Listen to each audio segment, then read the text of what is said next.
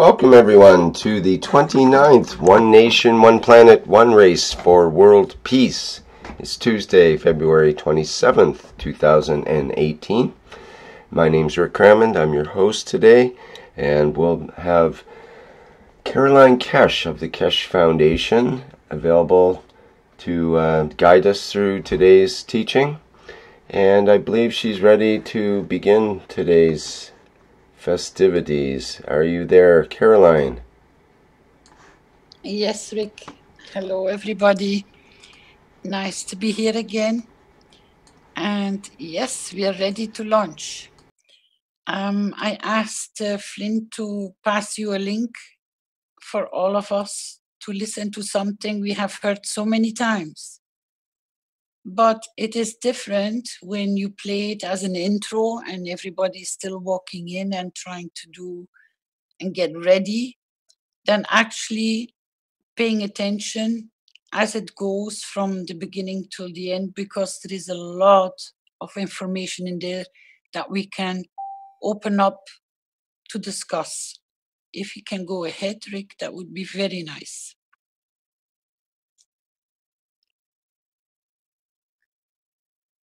And that the video didn't get shared somehow. It was a black screen, sorry about that, to introduce it there.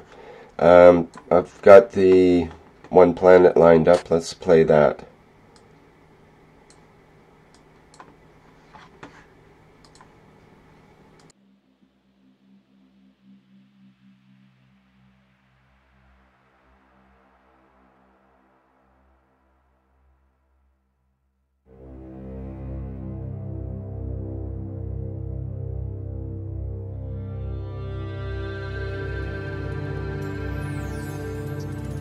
You are people listening from every corner of this planet. No knowledge has been dispersed so beautifully, so balanced across the planet, on this planet ever, maybe in the universe.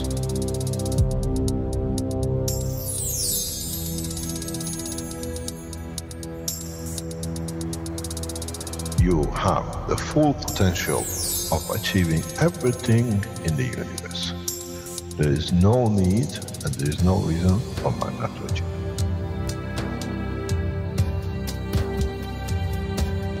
So, wherever you are, the way I taught you to make the coils double coil inside, you have continuous equal gravitational magnetic field, and if you put CO2 on it, and you put zinc on it, you have connected the emotion of the man to it on a stable condition, and you'll find out you become a very peaceful man.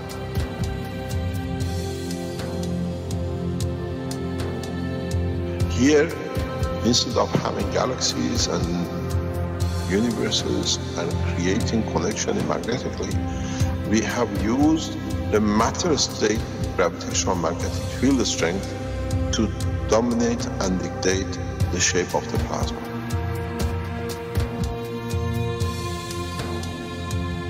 The nano-technology, the nano-material which you have collectively developed in different ways, by caustic, by electric currents, by whatever, fire or whatever, has that advantage that the matter, the nano and the plasma is all the same. So connection is very solid, it's very strong.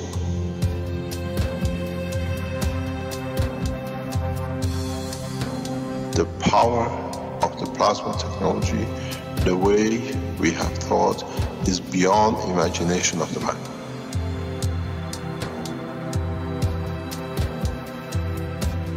Now you can create and control the plasma, which is the mother of the creation of the universe. You are given the seed of the essence of the creation.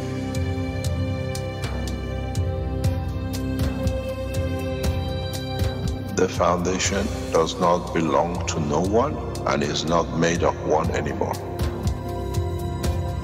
You are developing it, you are structuring it, and from today we will be still the same.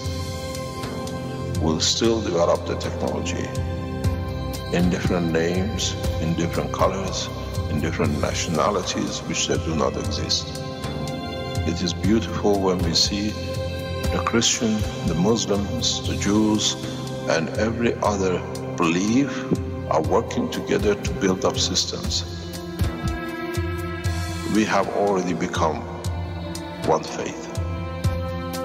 We already have become one nation, and we already become one planet.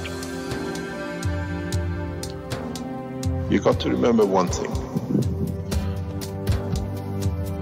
Dates is irrelevant. Today is the last day of the Christian calendar, or tomorrow is the beginning of another.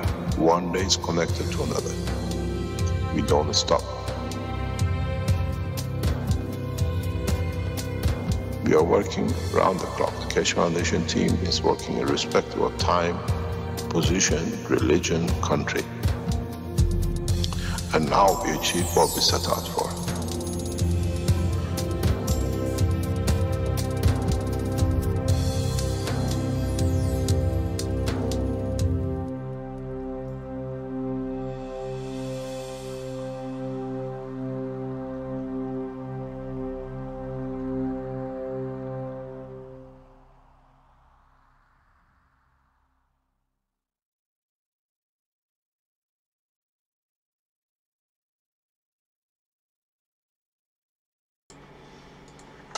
Okay, well that was the One Planet, One Nation, One Race video.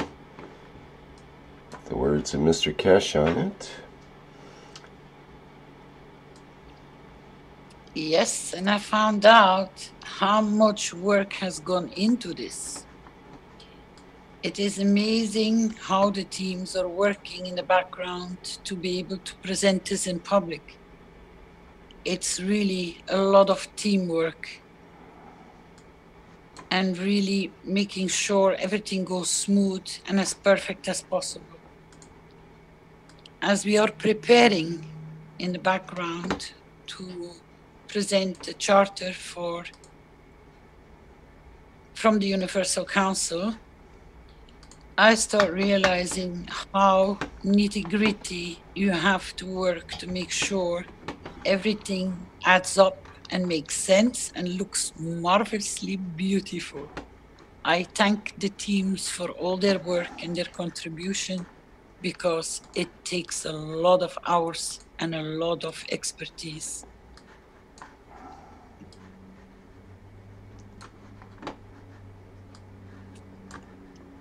And this particular presentation I've heard and listened to, and it brought so many memories back, and I think for so many other knowledge seekers.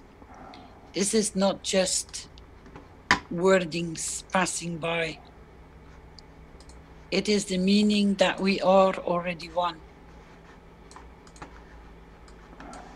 If we could only even state the amount of nationalities and languages and cultures and even religions are on this table, sharing knowledge freely to one another, it is absolutely an amazing work of art, I can call it. And wherever we come and wherever we go, the first topic is always, do you know this? I found this. And then the whole topic starts getting shared and opened up that everyone can understand. And it doesn't matter if it's agriculture, water, drinking water, decontaminating, it does not matter. People are ready to guide you, to make sure for you to prevent mistakes, and if they have learned from their mistakes, to guide you to a different and a higher level. I have not seen this being achieved in many places, but the Keshe family seems to start getting really good at this, and it is absolutely beautiful. And I thank every single one of you to be here, to be on this platform. And I would like knowledge seekers or council members or core members or Earth Council members who are present today what are we still missing? Where can we still add to this beauty? Can anyone share, please?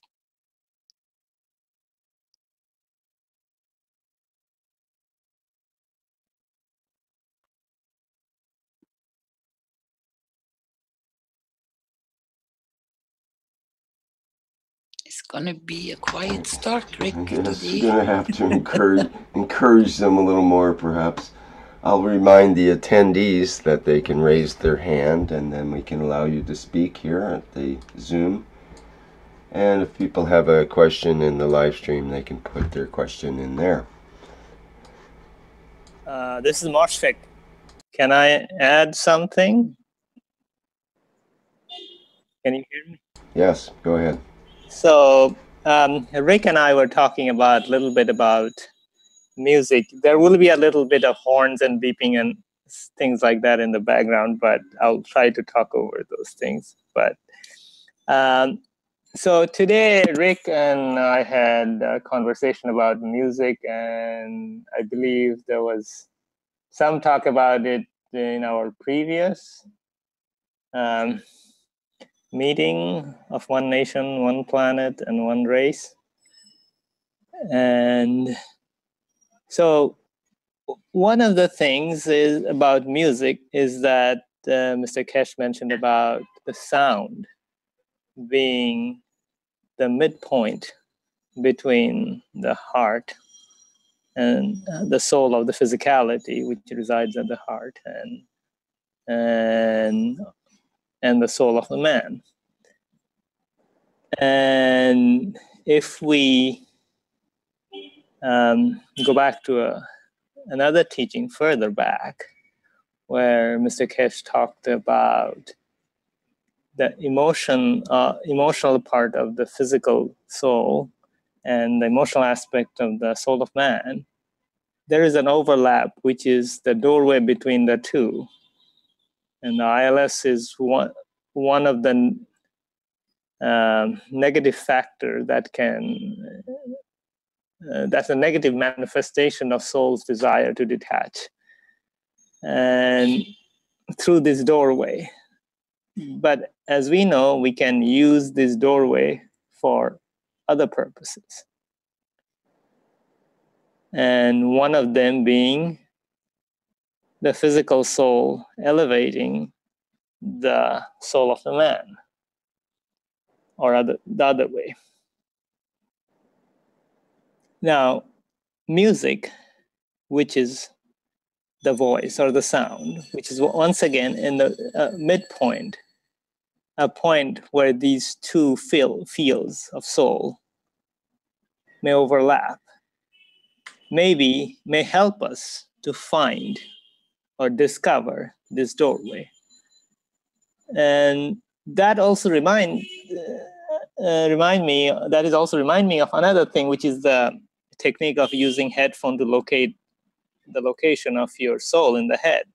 And several people have used it. I haven't, but my sister did, and a few others I know have done it.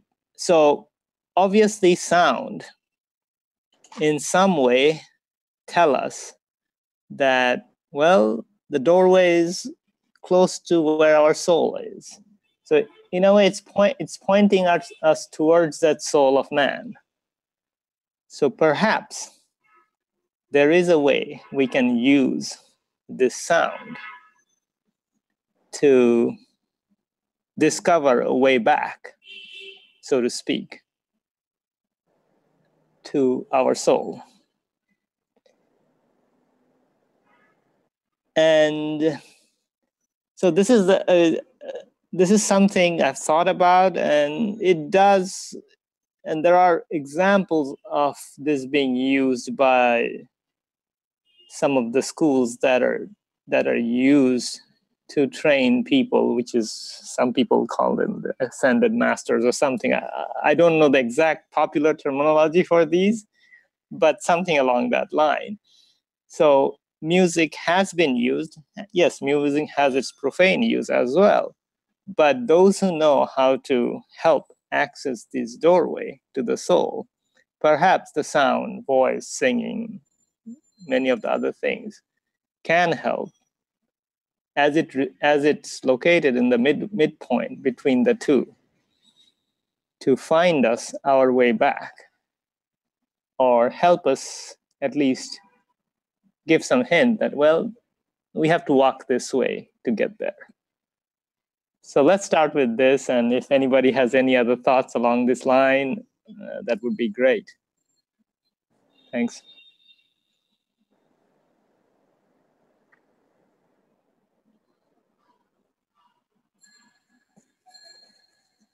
Thank you, Mosfak. Hi, this is Elizabeth. It was so beautiful that Mosfak brought that up, because I was going to say that too. Let's look at music. But one of the things I wanted to mention is, although we did start a group, so to speak, the KF music group on the community.keshe foundation.org, I believe it's called, there's I think there's only 8 of us that have shown up. And I believe the forum could be a really beautiful place for us to do more interaction as well, of course, during these public classes. But it seems to me somebody might want to be in charge of that group, so that, or that we, because right now there's interest, but none of, well, I'm certainly not a musician. I love to chant and I love to dance and I love music, but I don't have a music background per se. But it would be nice if we could maybe bring more attention to that group, so that people post but aren't left wondering when there's going to be any a real get-together of souls. So maybe that might need to be looked at. Yeah, I think once we get going with it, there's going to be a new private teaching group coming up. I think it's March 9th on a Friday. And that will sort of, we'll get organized in that group and get some clarity as to how to proceed. And we can also, do other things in that community group as well. We can create music and do things in the forum as a group, to swap files either within the group or within the forum. And there's many options there. So, would you like to head up the group, Elizabeth? Well, given I don't have a background in music? I don't know if it's necessary to have a background in music. If you have a background in chanting and dancing, that seems close enough, because I have a philosophy with this music thing that every single person has something that they can contribute toward what we call music, or what is, different people have different ways to contribute, and it might be just thumping on your desk, and that's your drum beat that you're really good at, that no one else can do better, desk drumming than you do, or whatever. Maybe you have the best, most beautiful chanting in the world, but it hasn't been heard because you only chant in the bathroom shower or something. That's typically where people tend to sing their best, apparently. The acoustics are very good in a bathroom, and they seem to let loose in the shower. So yes, I think everybody... my answer is yes. Yeah. I would be glad to head up that group. Great. Thank you. Well, you're elected and self-appointed, and we just made it so. Okay. Someone seconded it. It can be a rotating gig if necessary, but I'm happy to, because it is something I'm fascinating with, and I know it is a vehicle to gather people. And if we can create very easy songs to remember and in different languages, and let it ripple out to the world, it's a beautiful way to get the Keshe Foundation's message out to the world. And there's so many people involved, and I would like to see that. So thank you. I'm very honored to have that.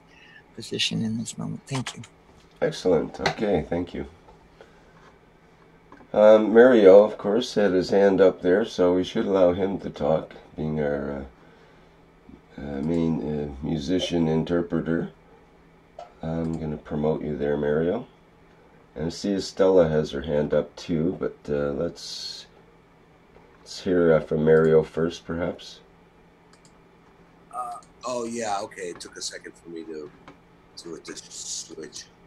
I think Jim has me booked to do a private teaching on March 9th, so it might be me that's doing that music thing. I had no idea, so no problem for me. You know, using music in, you know, for health applications or, you know, for emotions and all is fantastic. I mean, as far as I know, it's been used since the beginning. I mean, men have always sung and played, and rhythms, drums have been used for communication. I mean, even the rumors of, you know, finding that, you know, Joshua or bringing down the walls of Jericho and all, you know, I think there's nothing that we've learned about plasma from Mr. Kesh that hasn't been applied in the past to music, you know? But I think more than just trying to use music, songs and this and that, I'm not against that, but I think that what the Pythagoreans did, what Pythagoras didn't use music to learn about music. He learned music to understand about the universe, to understand the physics of the universe, the proportions and the ratios. And it is, I think there's another level of being able to use music, the understanding of the nature of tones and how they interact with intervals and how they relate to the emotions that we need to explore as well. So just wanted to add. Yes, definitely. The way I see it, there'll be partially theoretical sort of background information about what is music and how does it affect our essential self, our inner life and our emotions and so on. And part of it will be actually doing it and experimenting and trying different things, basically. So hopefully it'll be a symphony of various techniques and experiments to you know, experience different states and different different ways of perceiving music, let's say. So yeah.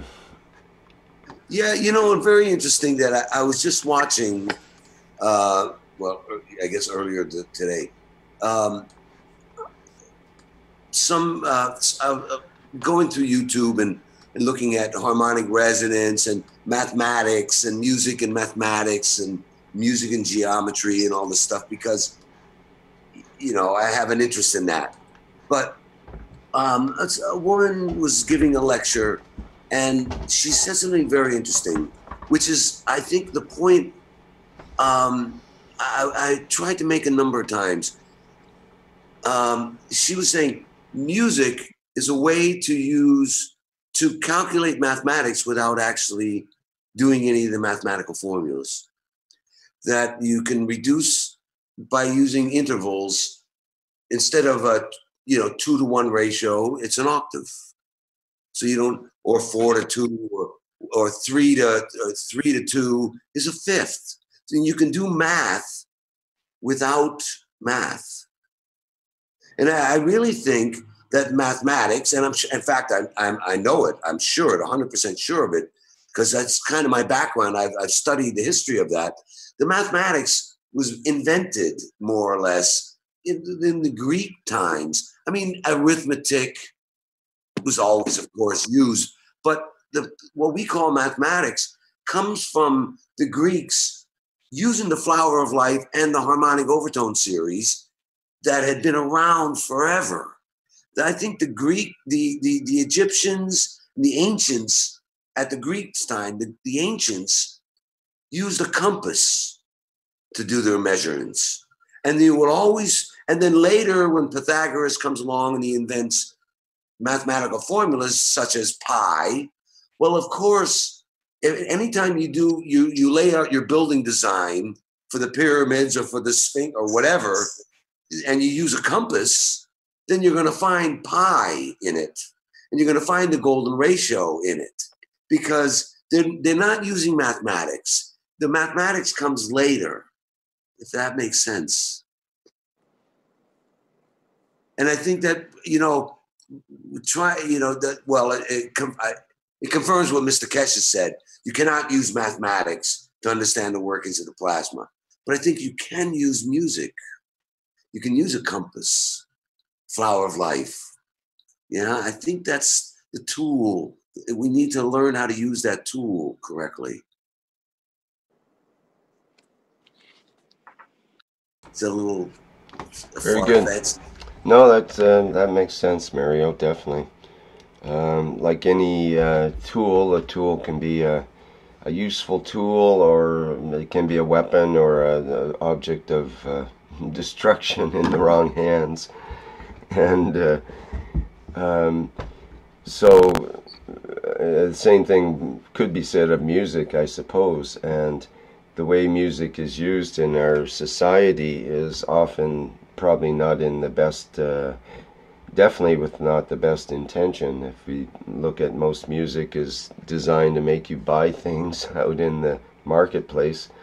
When it's played, you hear music in a grocery store or something, it's there to make you feel good and to make you buy things. That's the main reason for music in that case, and it's selected specifically for those kinds of qualities. But in our case, we're looking at a different kind of interaction, one that's more of a having to do with the emotions and with our connection to the soul. So this is what we would like to explore, I believe, in that realm. Caroline, I think it's time for you to say something here. I can hear you in the background there, ready to say something. You need some direction. I don't even know if this is the way you expected the whole thing to go today. You just asked for this one video, and we took it away from there. So that's fine. That's perfect, because it's part of it. I do know that voice is very important right now, and Mr. Kesh has hinted that he might talk about that, I think, in the Knowledge Seekers workshop. Is that why you brought up this the one video that we listened to with his voice in it?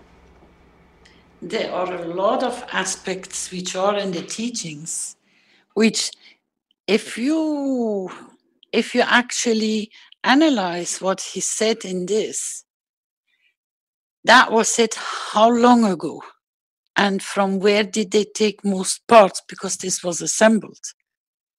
From what time period was this?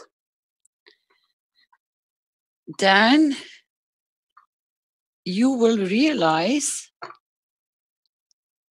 much more of what is happening today, because it was already in place that time. Just analyze what he's talking about. You can even take clips and go on each topic he's bringing up, because each one has such an importance in what he is sharing with all of you without actually being aware of it.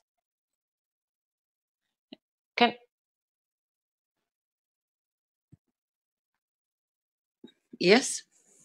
Hi. I want to say something about music and sound. Is that okay? I mean, voice.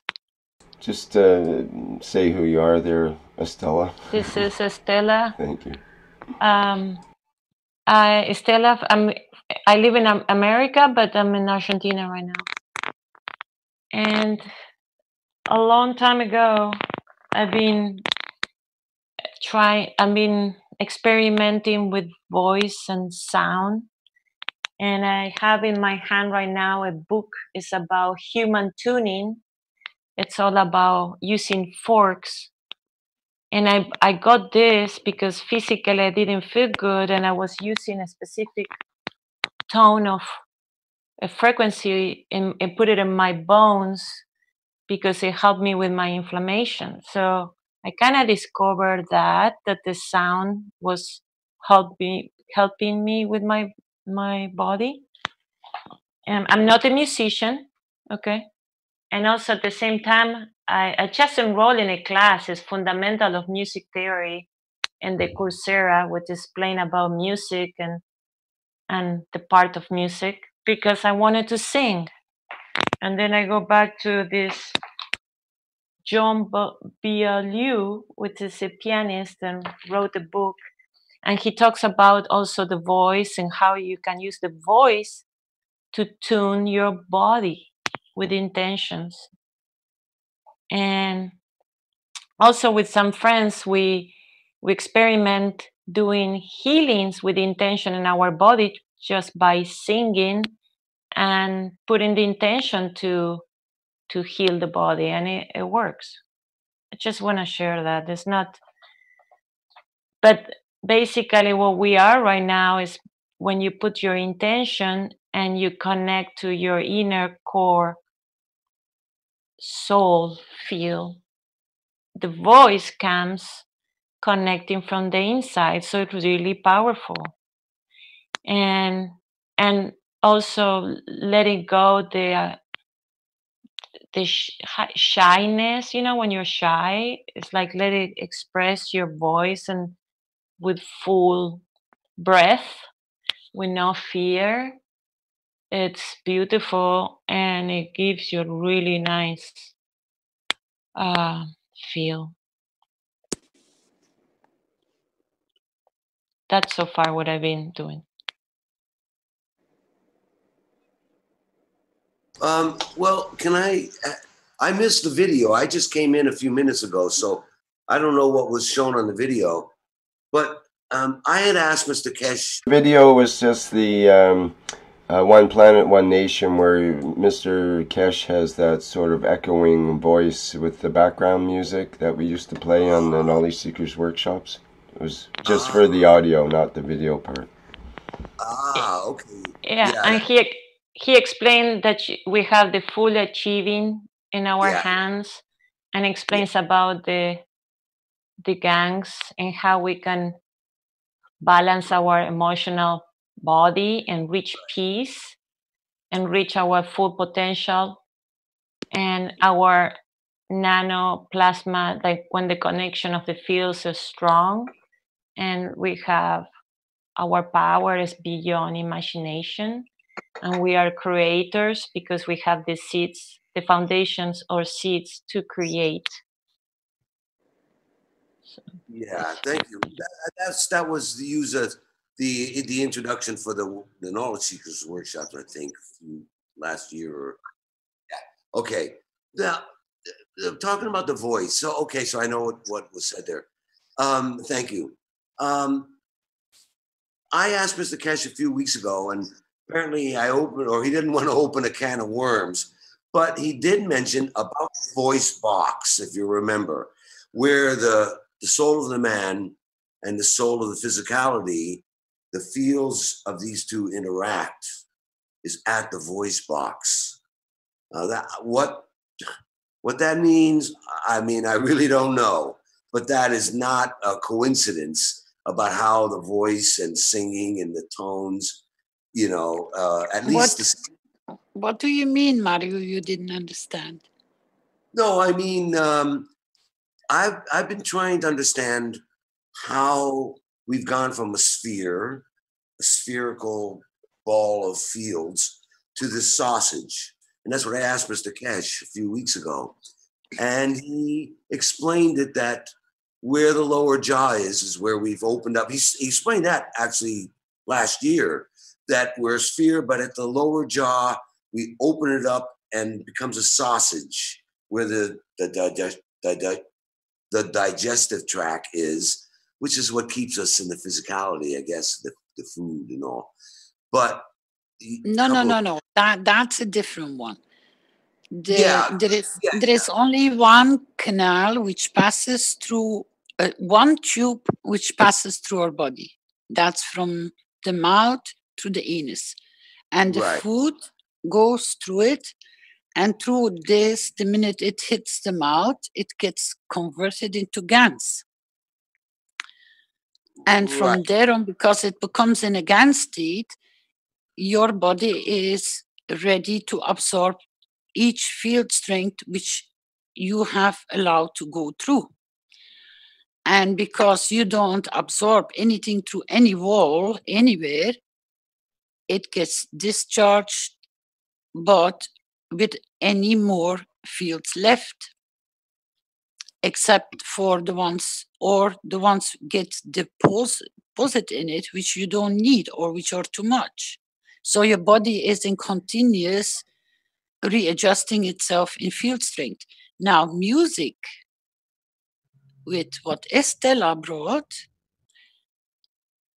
you are a field strength. So you are an energy on the move. So it is more than normal than when you move and you get or come across music, it's a wave, it's an energy field. So it's all about what is the strength. And if you remember, because he said maybe Mr. Kesh didn't want to open that can of worms, but actually it's not, because you have to put your infinity loop one around your head, passing your throat, and then going down, taking your whole body and coming back on your throat.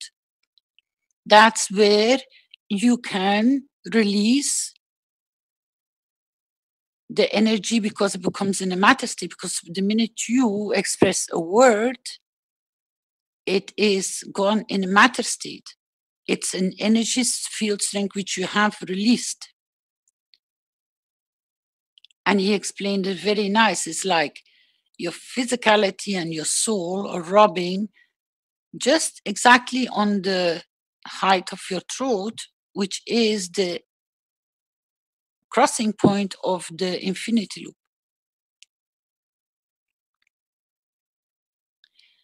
And he said, and he pointed quite a few times, because music and speaking and talking and is that you have to listen to the emotion, as I was trying to explain last time with the girl, what she stated and then what came back into the song.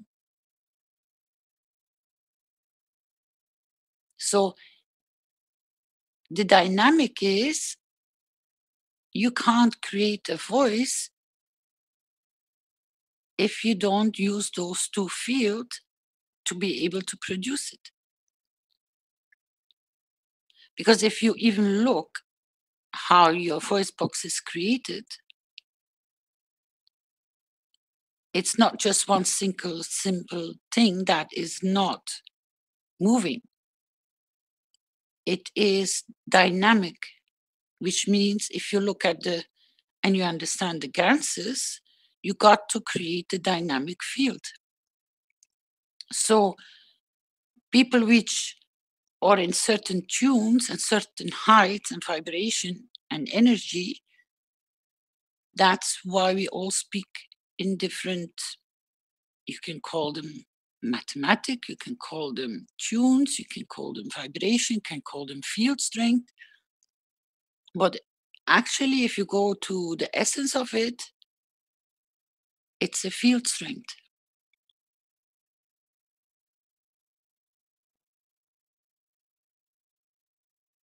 And we add our emotion, which has a field strength, into the voice.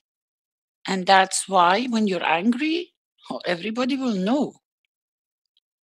When you're joyful, everybody will know, because they're not so much listening to the voice, they are receiving faster the field strength than your voice.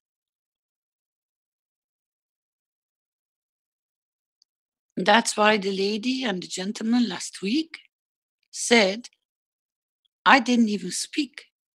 I was working with my intent, and I straight away got the feedback, hey, can you stop? It's enough. So your field strength works and goes much faster than actually your voice.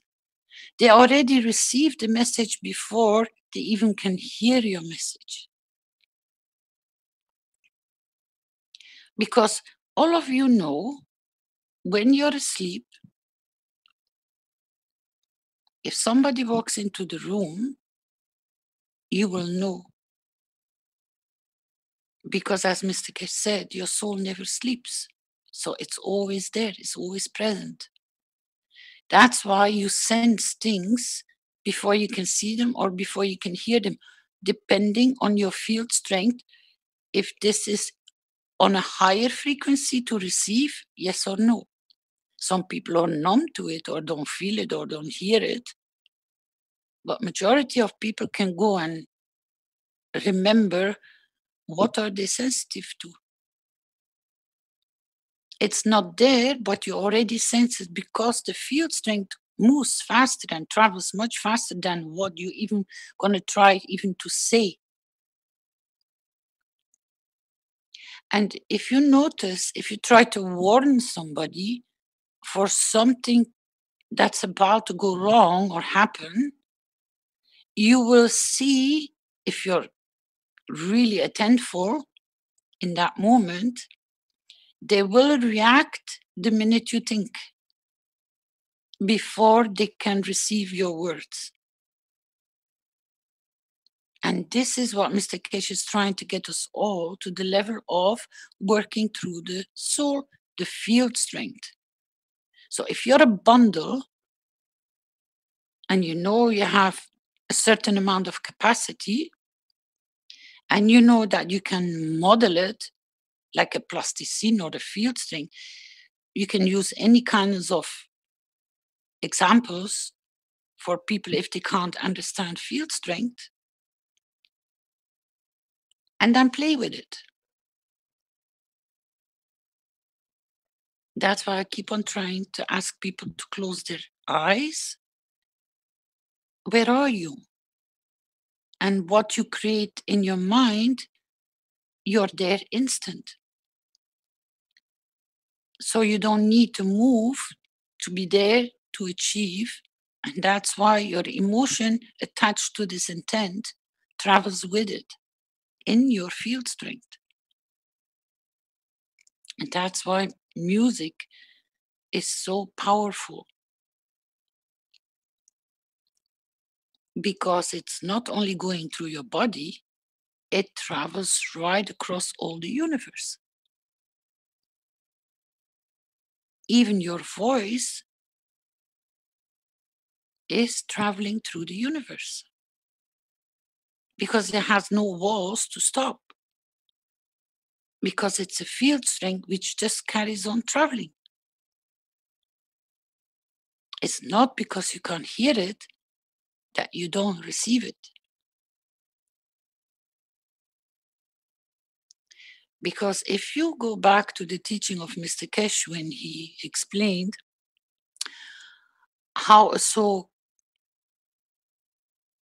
comes to existence, it receives the field strength from everywhere at its full potential, and then the body grows up. But the soul has the complete, whatever you can imagine is present. Because you have to analyze how did it get there? I think we have to start asking more questions because that's how you can open the debate.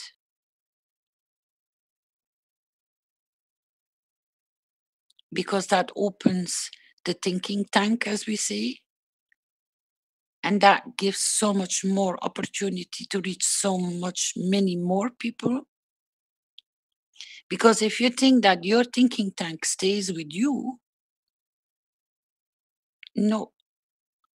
Because whatever you produce in that thinking tank, let's now go to beside the thinking tank, let's go to the Keshe Foundation, family, all the knowledge, whatever is connected to the foundation. Whatever you're all doing, every single second, every single minute has an impact not only on this planet, but everywhere.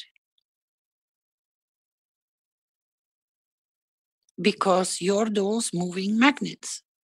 You're those moving field strengths. So don't think because there is a wall, it stops. No, no, no, no, no. And that's why this platform is here, specially created, because I wanted to bring certain topics up. And that is, I passed on in my daytime 3 really disturbing messages.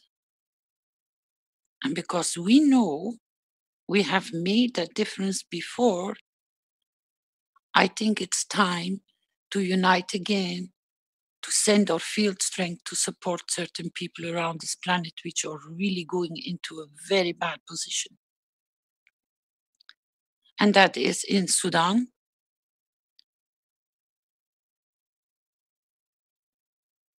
It is really bad. And I think we should take 1 minute to unite our field strength.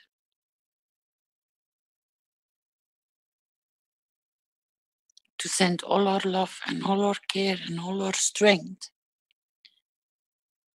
that situation will go in a different path of what is expected to go.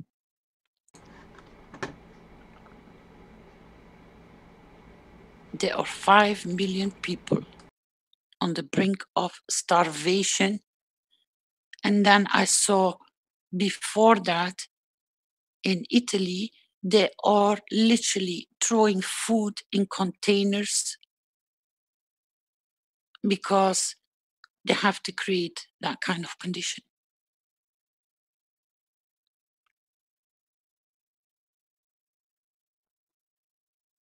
We can nourish all those people instantly at this given moment because we know how it works and we don't even need to move.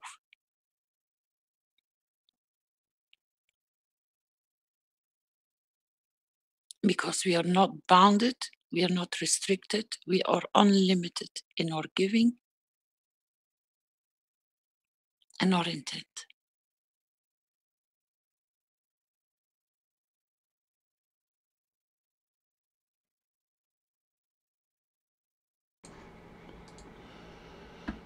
I am present. I am present. I am present. I am present. I am present.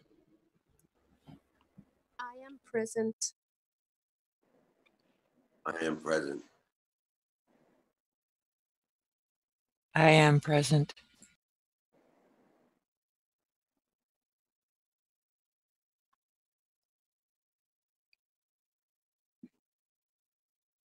I am present.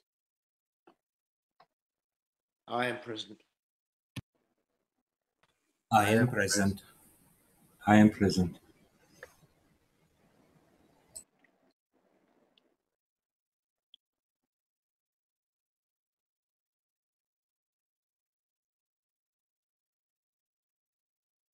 I am present.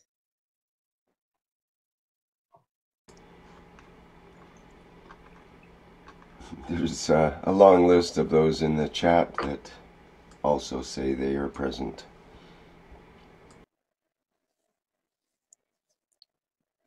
I know, thank you, Rick.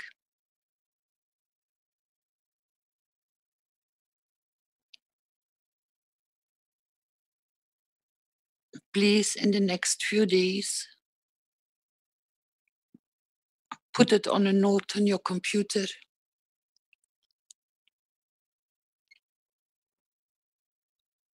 To go back to the field strength, to keep on adding.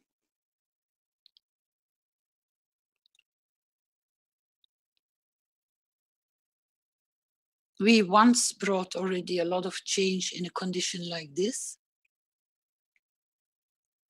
They reopened the ports so that the food supply could go back into the country. And we all, as knowledge seekers, as Keshe family, we prevented the same kind of disaster.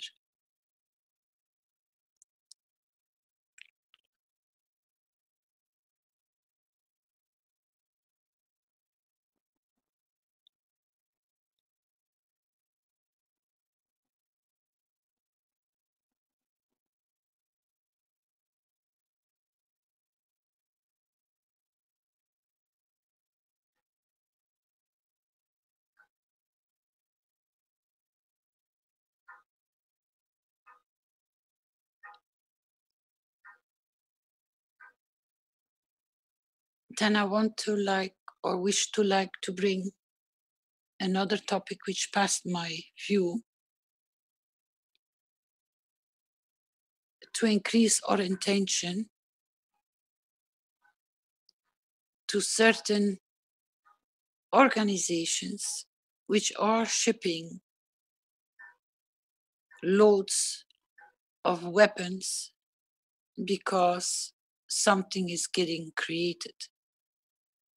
It does not matter which country or where they're going to, but it would be very nice to give our attention in that matter, that we keep it peaceful for no one to receive the pain from those tools. Because if we wish it that way,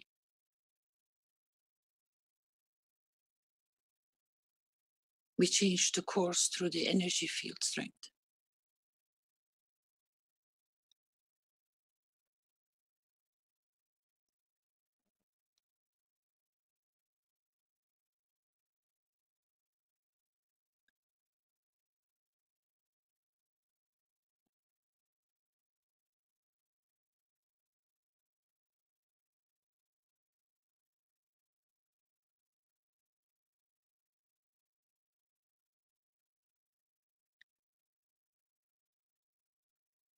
Apparently,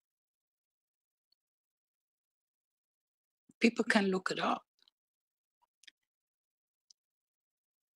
but there is a knowledge circling that when you use like Om or the word God,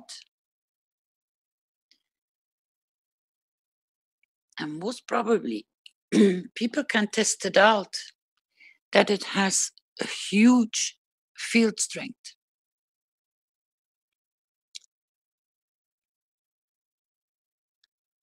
And maybe people can go and find more information about this. Because in another part of the world, when they teach you to use the word Om, it creates a certain vibration. And I think the people which are very well in mathematics, music, analyzing, they might find the field strength of that.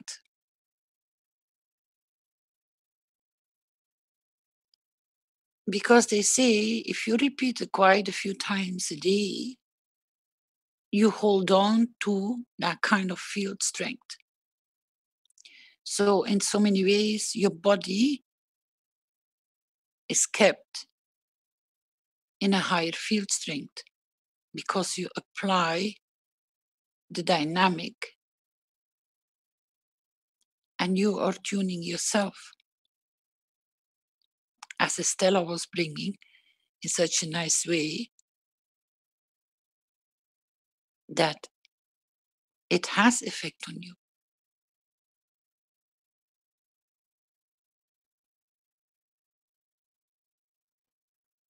Can I add something here? Because I actually spent quite a lot of time studying that. But I mean, I don't know. I mean, there may be a pitch or a particular frequency, but I don't think so.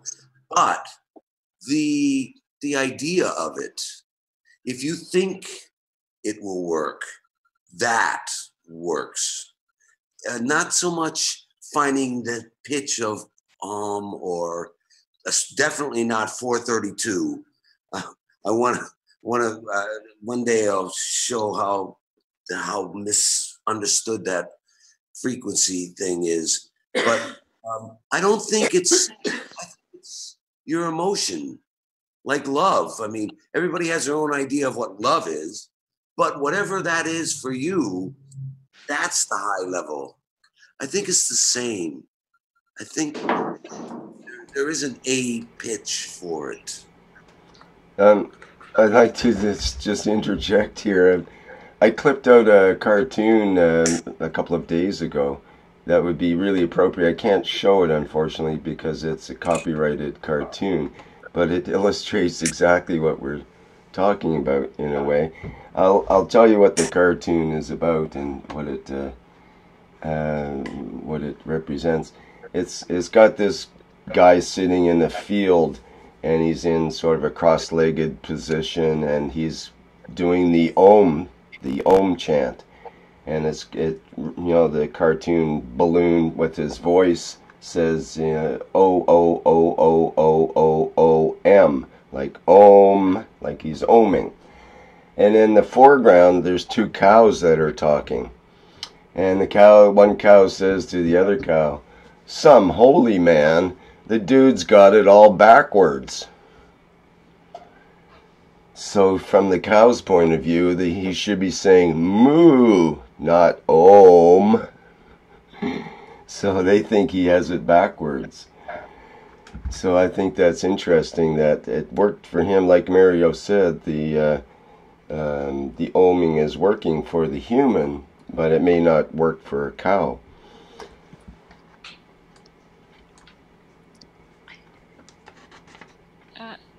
Can I say something? Yes, go ahead. Is this Stella? Yes, Stella. I took a class before I came. That was like last September. A sound healing class, and they explained the Om. And I have bad memory, but I just want to say a simple idea, but there is an explanation of the Om, of the unspoken world and the spoken world, like the feel and the space of the sound when we are hearing matter, like no matter and matter. And I was looking at my notes, and when Caroline said about the infinite loop, and it's the interaction of the fields in nature, I found, and it's basically the interaction of two fields is the infinite loop, and the box of where the voice is that dot of connection of the two fields. So we just need to connect. I mean, I don't think we need to worry about it, because anything comes from the soul is like perfection. We just need to do it with our intention to connect to our infinite one, which is our own voice, and bring it in. It's just simple like that. It's not complicated. And the body, because we need to connect to our generators in our body, and the generator in our inner core, and understand that each breath and each beat of our heart and everything is functioning at the same time. So it's like in a choir, and so it's not only our voice, it's our whole body is doing the voice. So we need to see the big picture of our body as a voice box. That's how I see it. There's sorry, go ahead. And the magnificence of bringing the fields of the unspoken voice, which is our soul field, can bring it into the voice. That's the excitement of the emotional body. Sorry, that's it. Thank you. Thank you.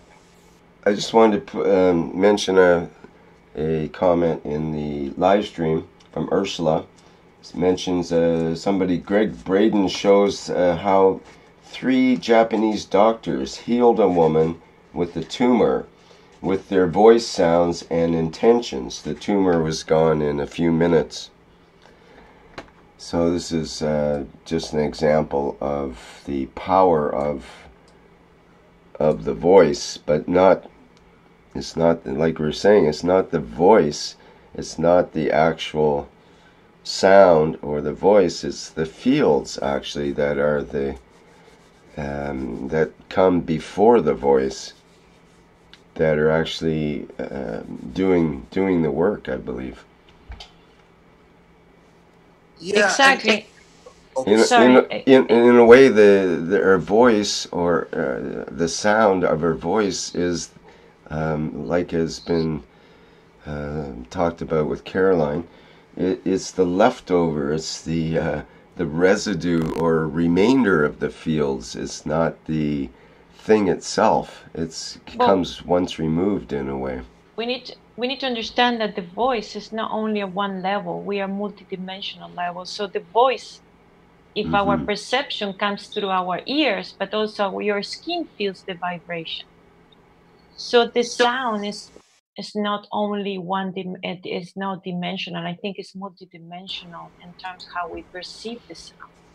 There was a great quote from Armin, I mentioned it a week ago or so, where he says, the sound, you hear the sound in your brain, not in your ears. So it's like you're hearing it from a different place than the physicality ears. Well, yeah, that's definitely correct. I know that's true, in a musical sense for sure. But here's the thing. The voice box is where the fields are scraping of the soul and the physicality. Now, if we're going to travel space and we want to invert the physicality into the soul, then what's the, is there a use for this voice box in that process? Is singing, is the voice the key to that? Or a key to that? Maybe not the key, but there's significance in that, I think. Well, I think creation manifests all these different levels so we can experiment. And then everything has a loop or a retroalimentation feed of whatever goes out come back. When it comes back of that voice will be the experience of that moment at that time. So the soul elevates.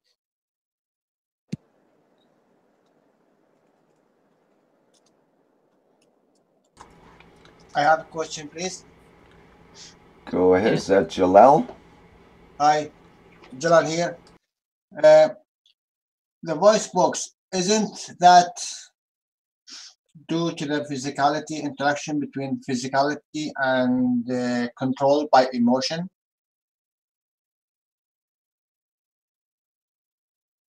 And when it will make a loop between physicality and emotion?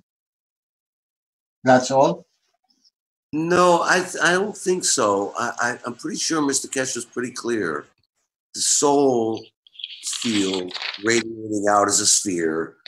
And the physicality at the heart, I think, is, if that's correct, is more or less a sphere, however it makes its physicality. And where those two are scraping against each other makes a sound. And we've learned to utilize that. So it's the soul of the man and the soul of the physicality, where those fields are scraping against each other, is where we get the sound. Wouldn't that be? Wouldn't the heart be the emotion, similar to what guys, Jalal was just saying? October 4th, 2017. In the class, we discussed the location of the soul. The physicality was the amino acids, interaction of the fields of the sun of the earth, emotions fed through senses. We have 4 elements, CHON, and the soul is fed by the fields of everything, including emotions. That's how the universe works. And I took those notes that day. And that's in the same day he talked about the infinite loop, how is the interaction of the fields up below, outside, inside. And so I think that's this is Moshfek. Can I add something? Yeah. In order for the soul of man to interact with another field, it has to be of similar strength. So it has to be, it cannot be the emotion level field, which is much weaker field. It has to be very close to the field of the soul of physicality. So if you, I'll add a reference point, which is if you read fairy tales, often in fairy tales, they say you wish or you pray or you say something with your soul, with your body and soul, which is wishing part, and the soul part, which is the soul of man, which is the certainty part. The soul knows that it can do it. The physicality wishes. When the two combines, which is reflected, which is the two field interacting to create the voice, be it Om, be it the disease go away, whatever the case may be. But the two fields, which are at the soul level, interacting with each other of similar strength. And that's when the interaction can happen. If one of the field is much weaker, it won't. So the voice is an interaction, in this case, of these two intention, which is our existence in the physicality, trying to, wishing that this go away. And then the soul gives its certainty and the power. And then this two interaction is manifested through the voice. So we are engaging both sides in achieving this. So the effect, the outcome is very rapid. Anyway, I hope this brings an additional light to the discussion. Thank you.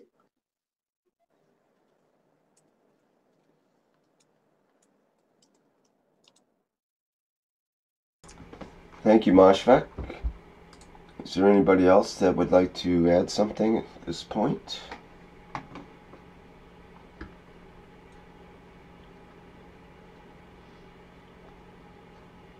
Ursula mentions, I healed the tumor of my dog with plasma spray and loving feeling intentions. Works in China, in Japan, in Ghana, wherever it is working.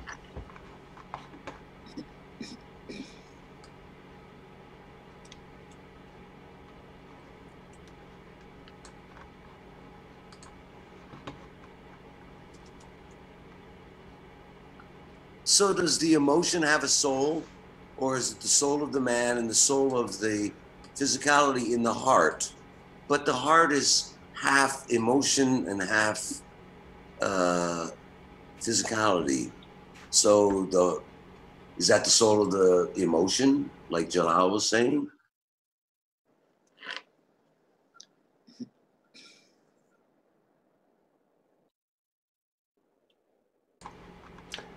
Maybe it depends if you got heart or if you got soul. It may be different for different people, is what I'm saying. Depending where they're coming from, as it said. This is Moshfek again. So the physicality is the lowest strength, as you as you go deeper, then you have a higher strength, which is the transitional matter, which is the emotion. And then you have even further strength, the prime, the what do you call it? I can't remember the term right now, but it is the primal field, principal field. Yes, the principal field. So everything, a stone, an object, everything has principal fields. And so when the heart carries the emotion, which is the transitional field, but within the transitional field, there is the principal field.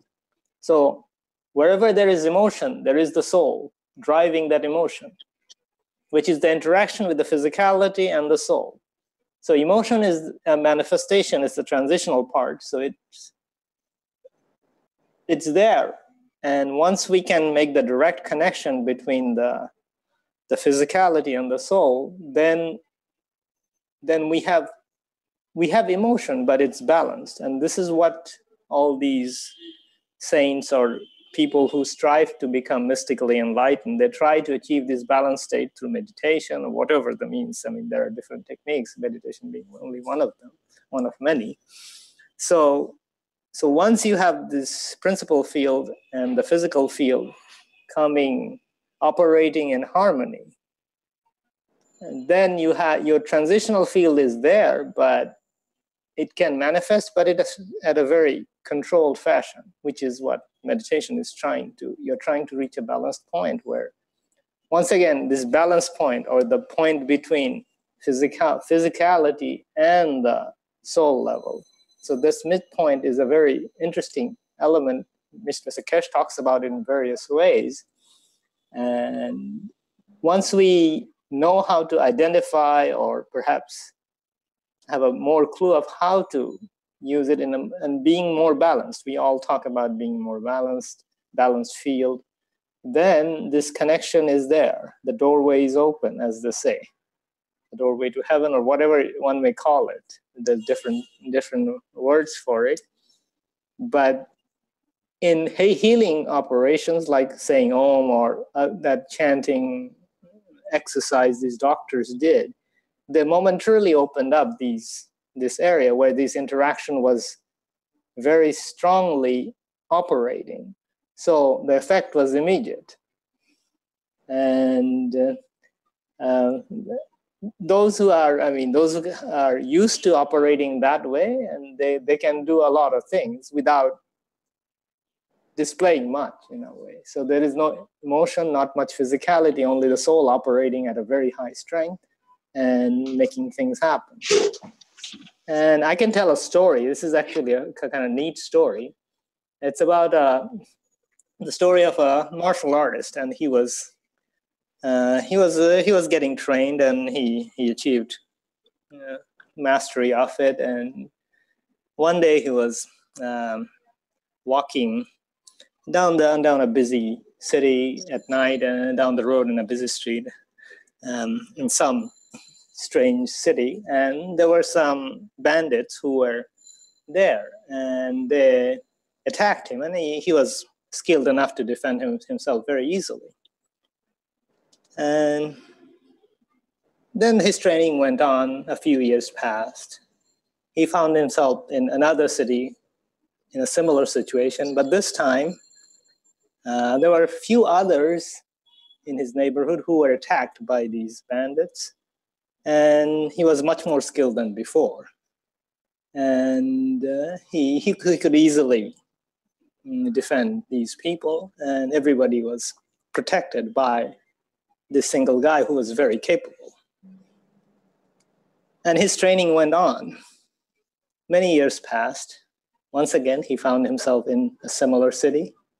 This time he walked down the street. Nothing happened, for he is a true master now. So I thought this story relates to this interaction of 3 levels.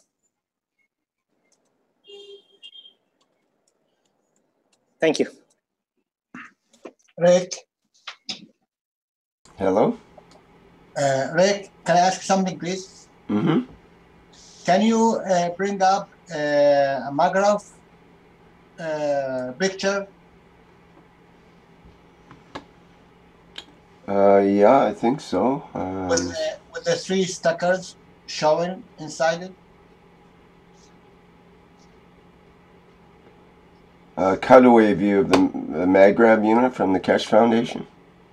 I don't know if we have a picture of that, but maybe somebody has a picture just of a regular MagGrav, or I can find one in one of the pictures somewhere.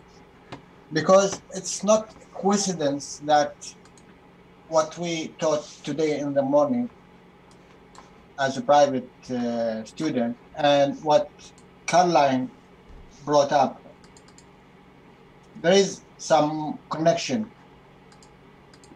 And I would like to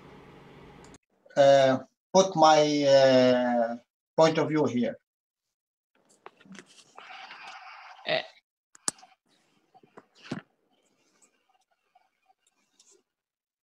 Even if it's drawing.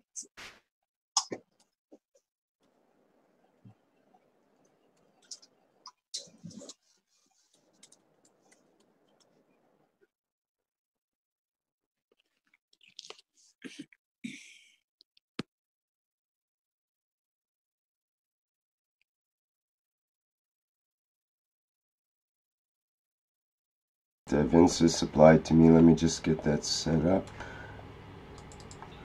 Sort of a generic MagGrav unit. Does that satisfy what you need, Jalal? It's okay. We can annotate on that. No problem. I'll try to find one. I think we have a picture in the blueprint teaching. That would be a good one.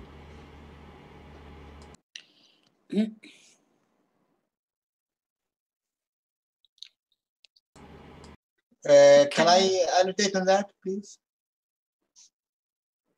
Can you allow me? No?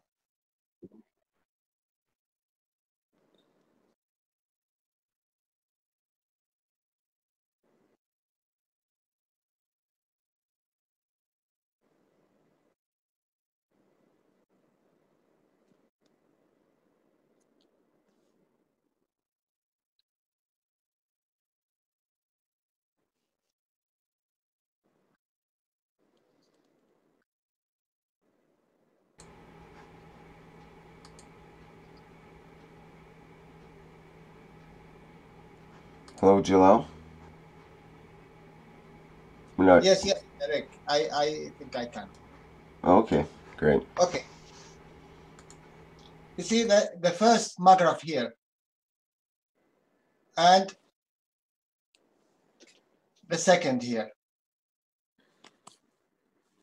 From Mr. Keshe teaching, he said the first one is due to the physicality.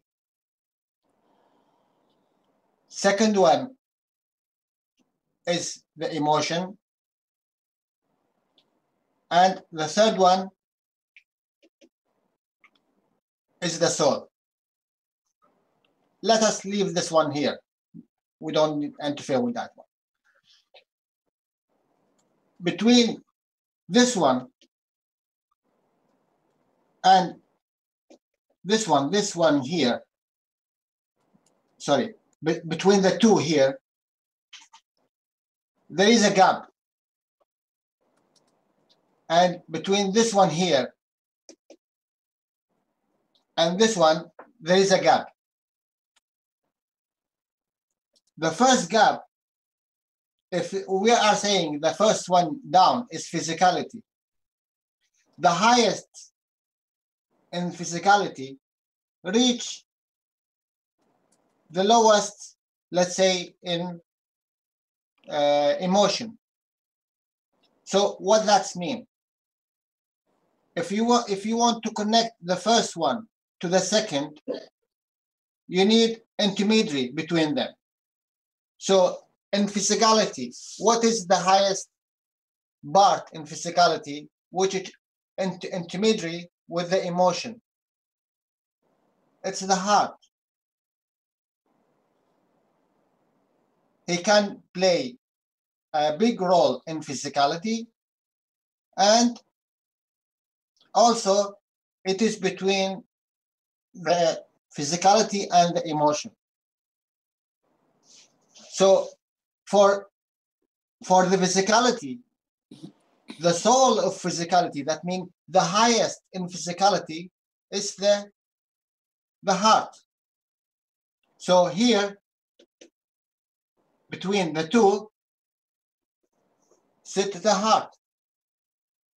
Okay, if we go to the other one, the emotion part, which is the highest in the emotion part, which connects the emotion and the soul. Which part do you think, guys? What is the soul of emotion? The highest one is love.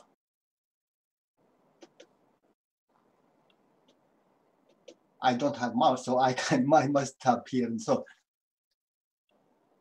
this two part, this is the souls of each one. Physicality have a soul, is heart, and emotion have a soul, is love. I don't speak about the third one. I leave the third one for you. So if you are going with the music, look, what we are teaching here and what we learned, that we reach the peace condition. Whatever you use, you need to reach this one.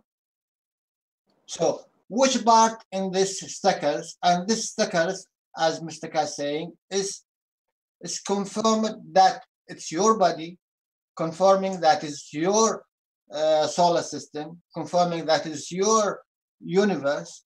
It's all in this whole thing. Everything you imagine, it's in this three stickers. Because this is an entity. There is no difference between this one and your body. There is no difference between this one and the water. There is no difference between this one and the sun. All of them working the same system. One take and give, elevate the other, the second elevate the third gives to the totality and beyond. What is the purpose from it? If you want to use music, beautiful. If you want to use the word, also beautiful. But if you can hear another entity and it's not you as a person, can you hear a plant? Can you communicate with the plant? Can you hear her voice? And then, do you think that plant like your music, what you are playing or what you are saying? Or this another entities and we know they are here. So the meaning here, don't limit yourself and don't waste your energies in different parts here and there. Music is beautiful. I played music since I am 5 years old, and I went to musical school and I worship music. But did it serve our purpose here? Is it, maybe it's the fast way to achieve a peace. Why not? But is it really? Ask you this question for yourself. No need to tell me, because I know what I know. This is my, what you call it, my information, what is in my mind. I cannot force it on you, and you cannot force it on me. Ask yourself, this is the right way to achieve peace? If is it yes, yeah, why not? It's the same thing. Not wishing, you do. When we sit here and we we done something with the Dominic, and we done something with in Africa. We didn't shout, "Hello, make peace, hello." No, we shout inside ourselves, from our hearts, from our soul, without music, without talk, because vibration, it takes maybe from here to Africa, it will take 1 minute. With the soul, it will take 1 part of million of second.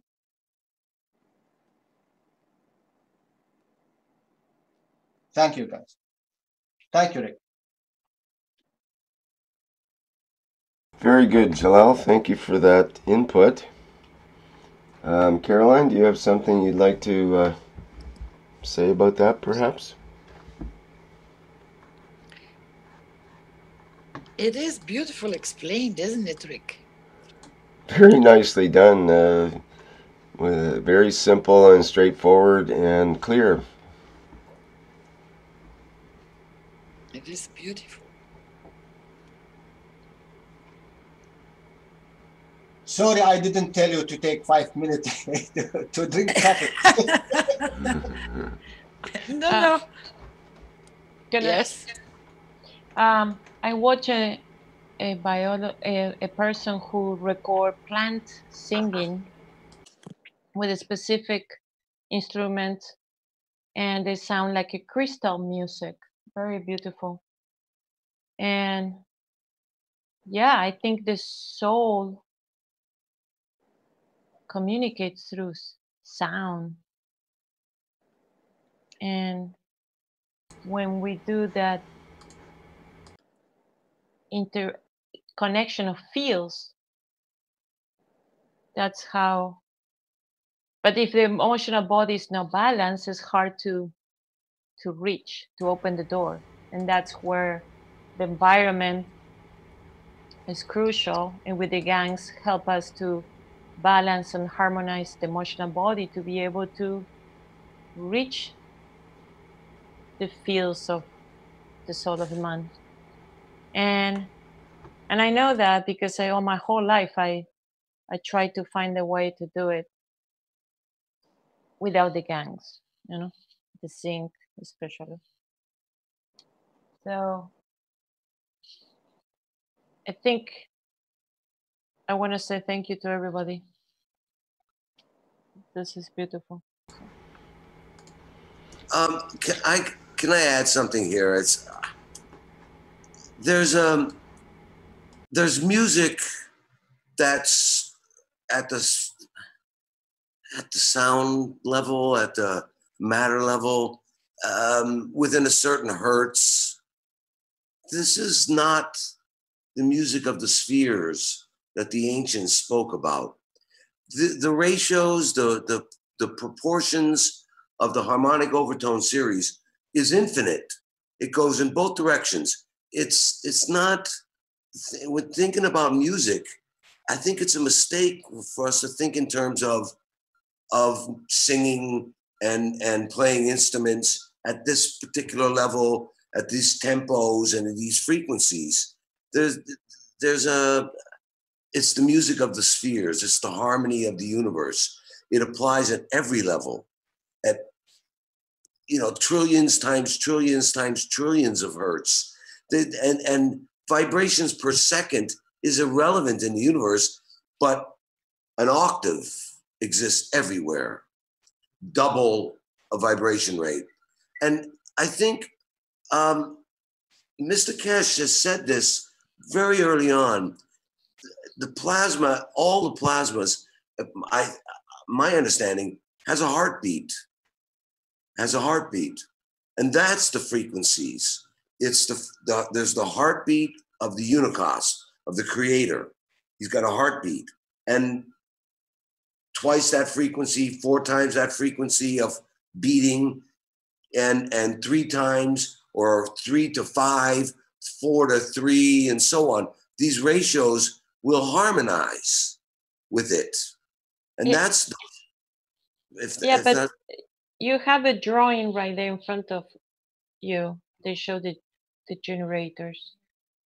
And And I think what I'm talking about is the unspoken and the spoken. We have a loop where the interaction of feels. As a human, if I know my intention is connect to the soul of the man, I'm gonna do it.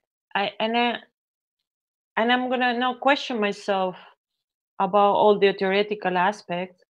I just put the intention and the feel strength coming from my heart and from my gut and from my whole body to like reach the soul of the man. That's what it counts. I think the feels are smart.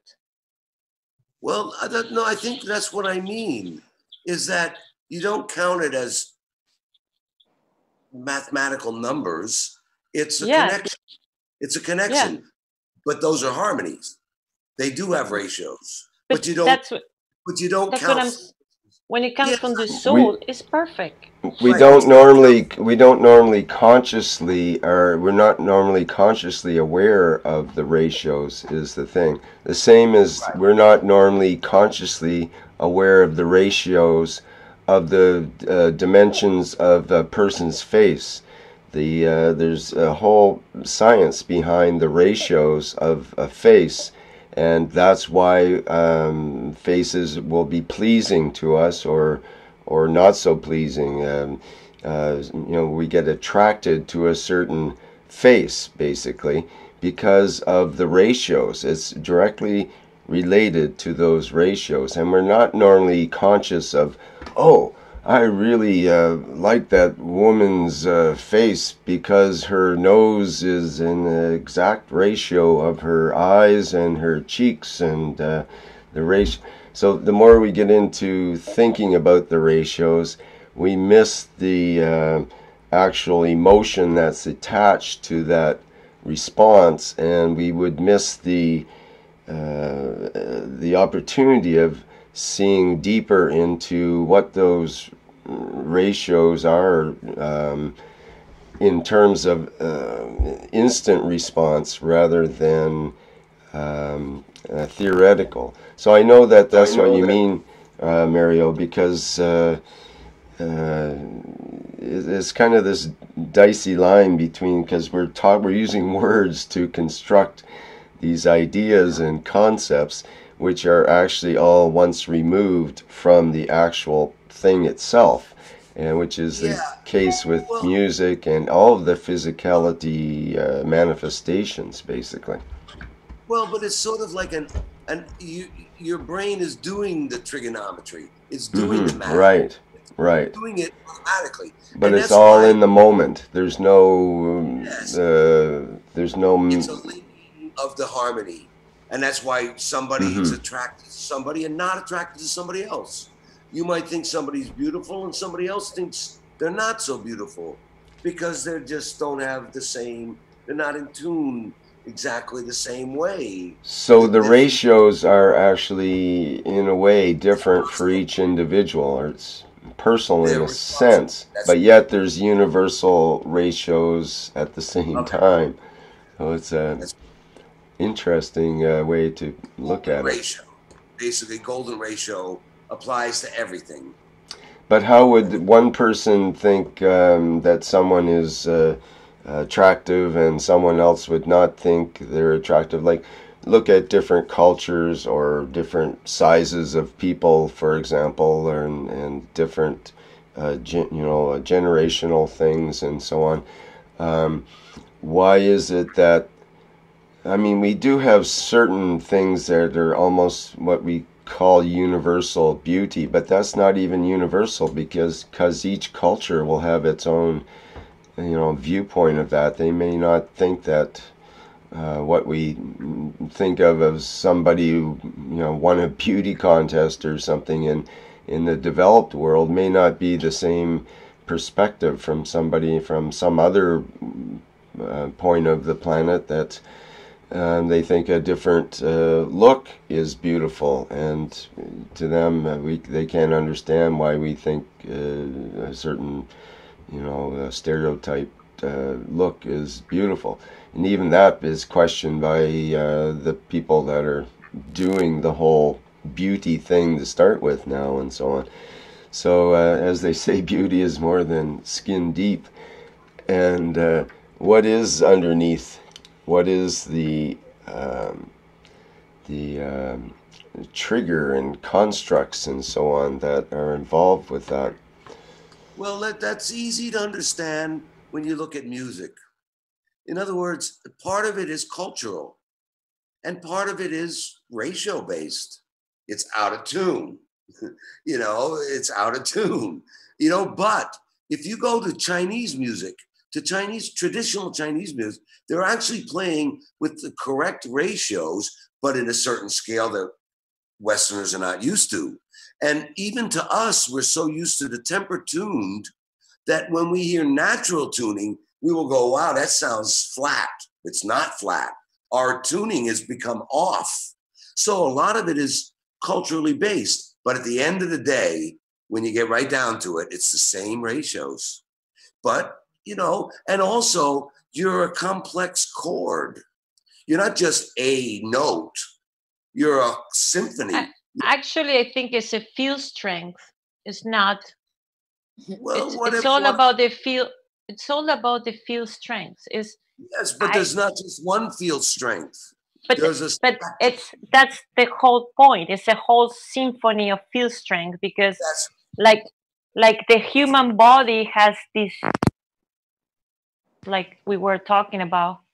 Well, and then that's why somebody would be attracted to some kind of music. But let me finish. Well, okay. So the Earth also has her generators, and the Earth has a voice somehow.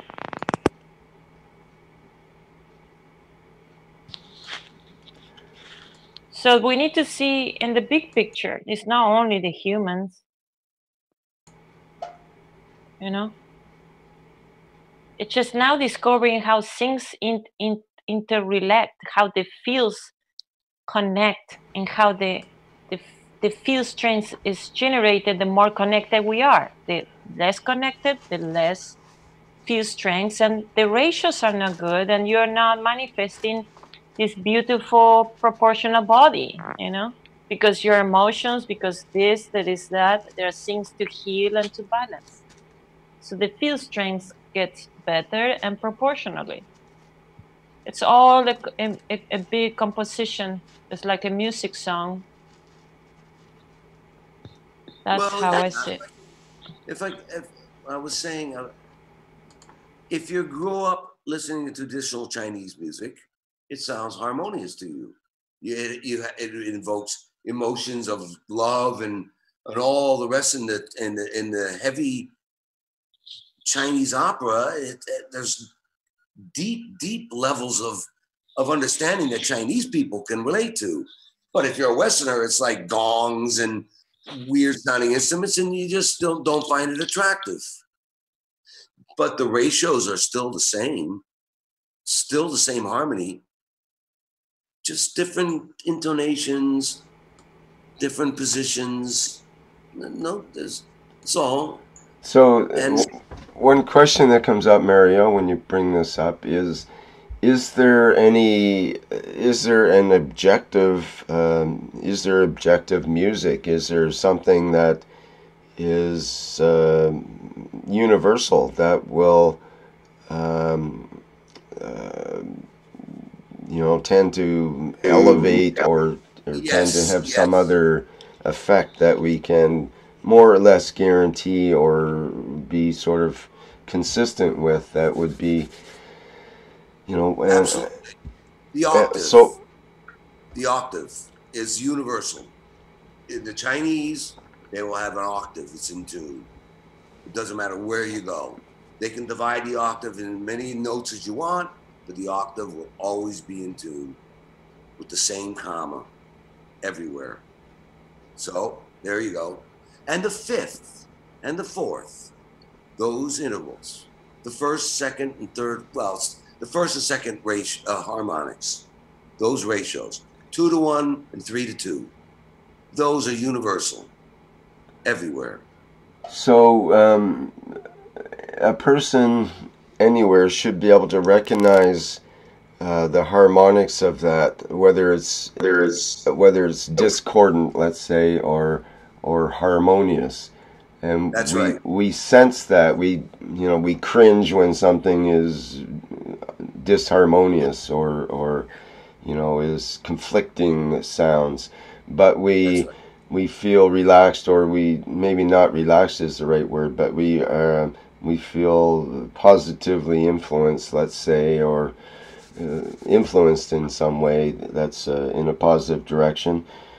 When we have these, when we feel what we call is harmony. So, not to say there isn't a purpose for the discordant points. Lots of composers use discord as part of their composition. But not with the octaves. With the seconds, thirds, sixths, and sevenths, you have a huge variety. A huge variety gives the everything in music. But if everything is octaves, then it's boring. It's not. No, it's and even fifths, or it's boring. So those. What do you mean boring? Like, can you give an example? What would be an example of that? What kind of song or music or sounds would be an example of the boring octave or repetition? Well, you would just have one note repeating in octaves, and it would just be the same note again and again and again and again and again. But the creator didn't do that. It gave, in a simple way, the 7 musical tones. So you have variety, and those 7 tones within the octave allow for a huge variety. You can have major and minor thirds. You can have all different intonations that still will link. You can still link to a third that's flatter or sharper. You have a minor third, it's sort of sadder. You have a major third, it's sort of happier. These kind of things. But the seven notes are they arbitrary, or could it be 8, 10, 12? Aren't some octaves are in 12, for example, right? I divided an octave into 53 different notes that I think are within the comma. So in our level, I think there are 54 notes in an octave, 53 and then the octave. But again, it divides up. If you zoom in, you have a spectrum. You have a spectrum, so you can go in between. But for linking with sympathetic vibration, then there are 53. But that's only at one level of existence. Again, if you zoom in, it's like the Mandelbrot series. You zoom in, you'll find that within each of those commas, there's an octave of commas. And you zoom into there, and there's another octave of those. So but the octave is, I made man in my image. Twice the frequency, twice the heartbeat. For every 2 times the creator beats, or 1 time the creator beats, you beat 2 times, or 4 times, or 8 times, or 16 times, this kind of thing. And it's a replica. It's universally accepted to be the same note. Mario? Yeah. If I ask you something, can you do it for me, please? If I can. I think, maybe you can, but not much.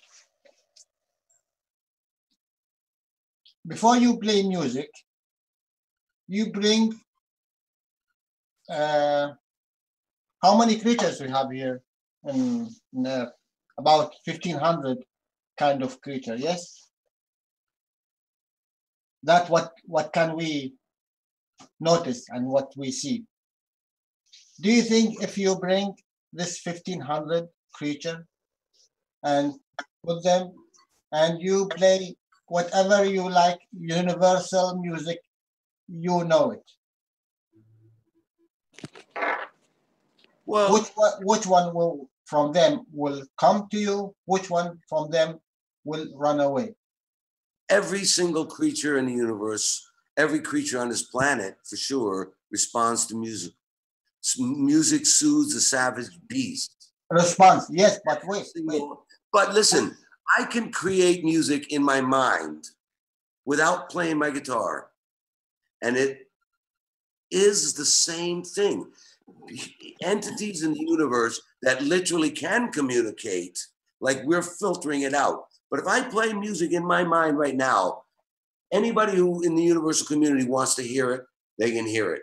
Because I can do it in my mind with the right ratios. I have the training in the background, I know how to do it. But you don't need the training in the background.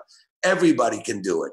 This is us filtering it out. You don't need to play. But let me ask you one question, please. Do you think if you play this music in your mind, and when you play it in your mind, that means your field will go out from your mind? Yes? I know it. I know it for a fact. Okay, wait. Do you think your field will not do harm to another entity? No, impossible. How Not you me, know? anyway. I mean, How you know?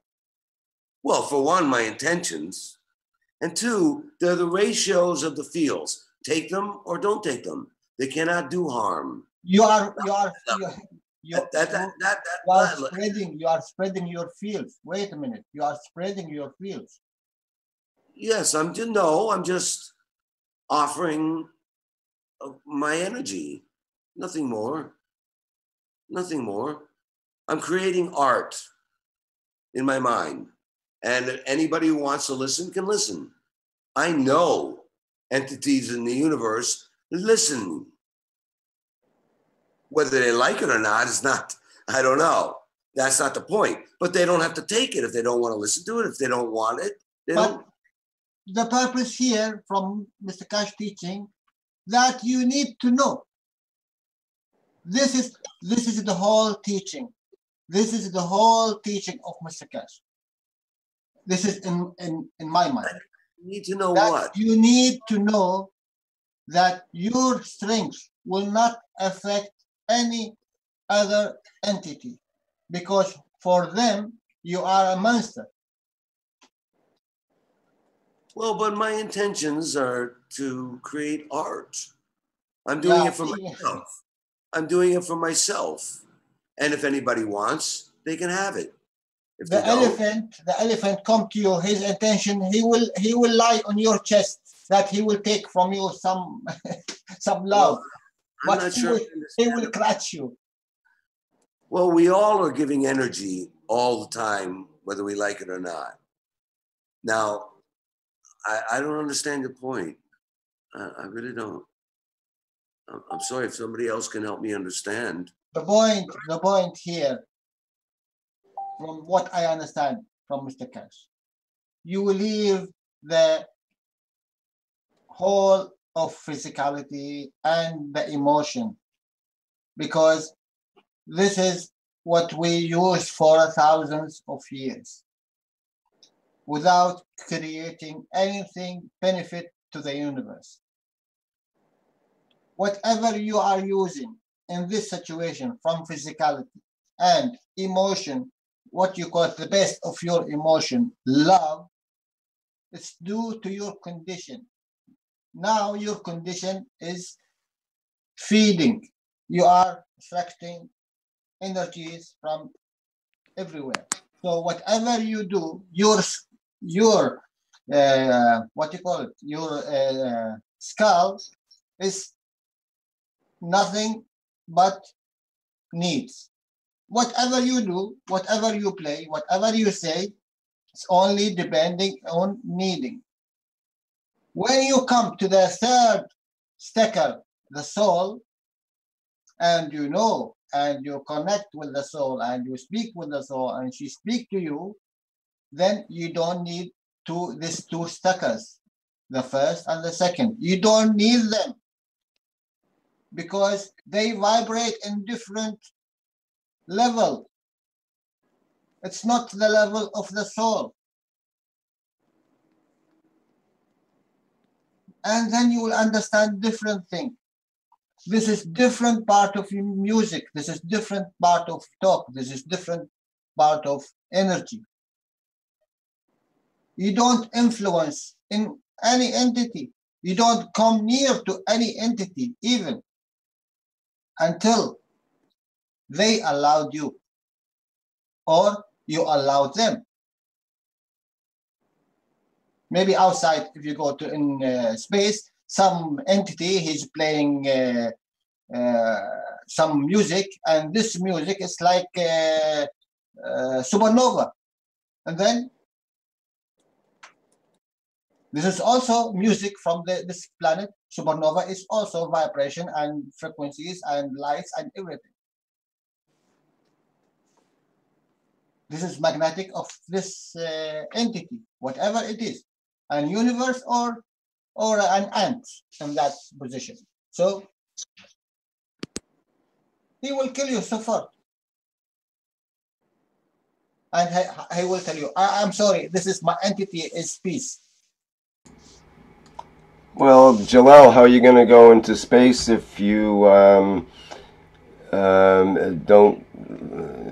I mean, how do we avoid engaging in the supernova of sound, let's say, or whatever you call it, this supernova?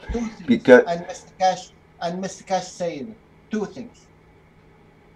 And either you go with a spaceship, and this spaceship is containing you and what you have now, with all your bad emotion, love emotion, what you need from eating, drinking, whatever, because it's contained in this spaceship and have fields. They cannot interfere with any fields until they allow you to come in this place. And the second, you go with your soul, because your soul is from universal community. So she know its position, she know where to go, she know how to connect, she know how to communicate.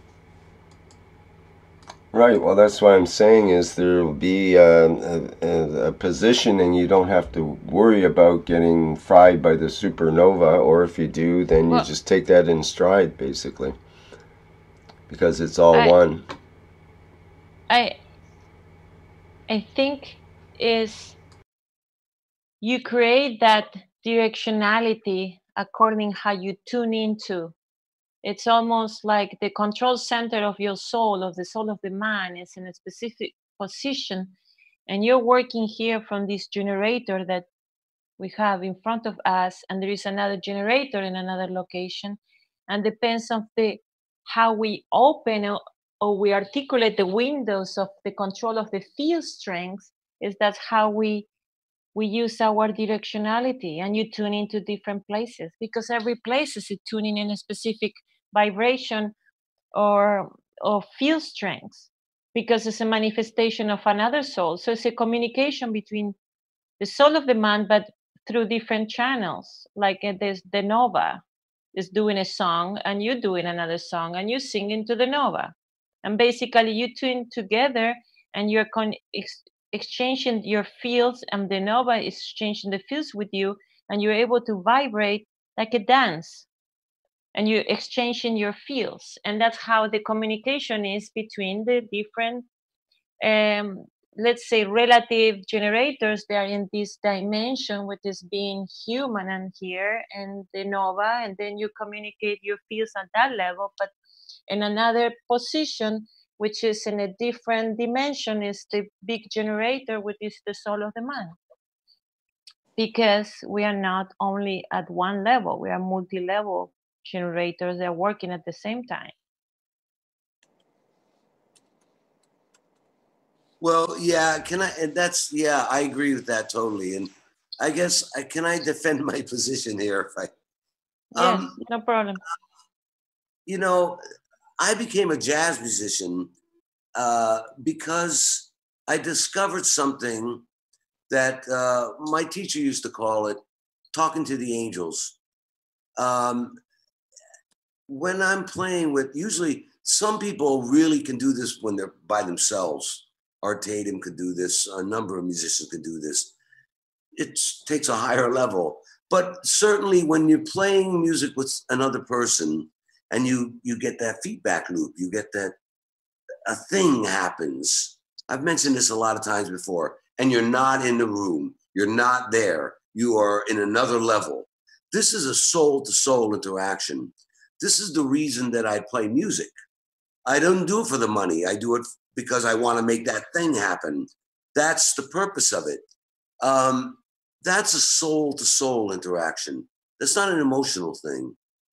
Yes, it affects the emotions of people, but I mean, when that happens, if the audience, it requires the audience to be looking for that to happen too. They will also have that happen. They will also be talking to the angels. And everybody's talking to their own angels too.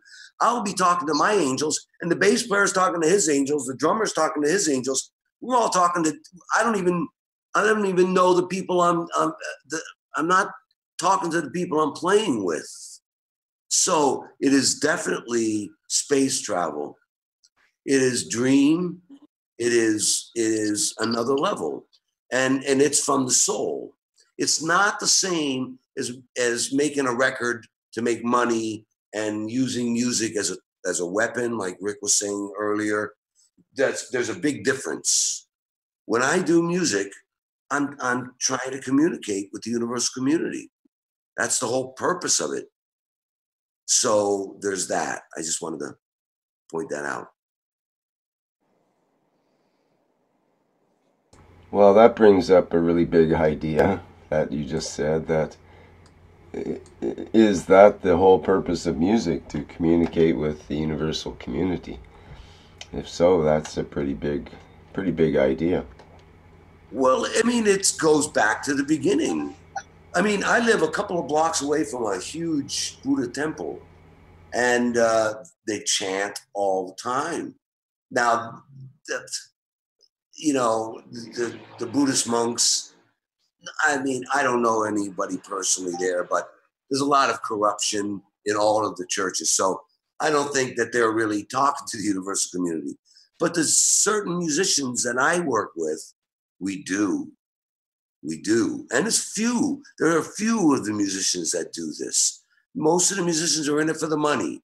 They don't care about that. Most people don't care about that. And it doesn't take music either. Art, dance, I mean, anything people do for the love of it, then they really want to do this, not for any personal physicality gain, but to get to another level. I mean, Rick, you do it all the time. I saw your Rick, Mr. Fix-It, Rick. I mean, you know, we all can do it, and it's not about music. It is about those ratios and linking and connecting, but we do that. We're doing that all the time. Every time you move your finger, you move your arm, you're just repositioning the harmony. I mean, you're just the soul is conducting the orchestra. It's all that. You don't do the math. You don't do the frequencies. You just, you know, it's I don't know how to say it any different than that. Sorry. It's all automagic. Automagically happens. It's a sort of a funny word that I like to use for that kind of thing. It's automatic and it's magic. It's automagic. But yeah, it's a good point. This connectedness. And is it possible that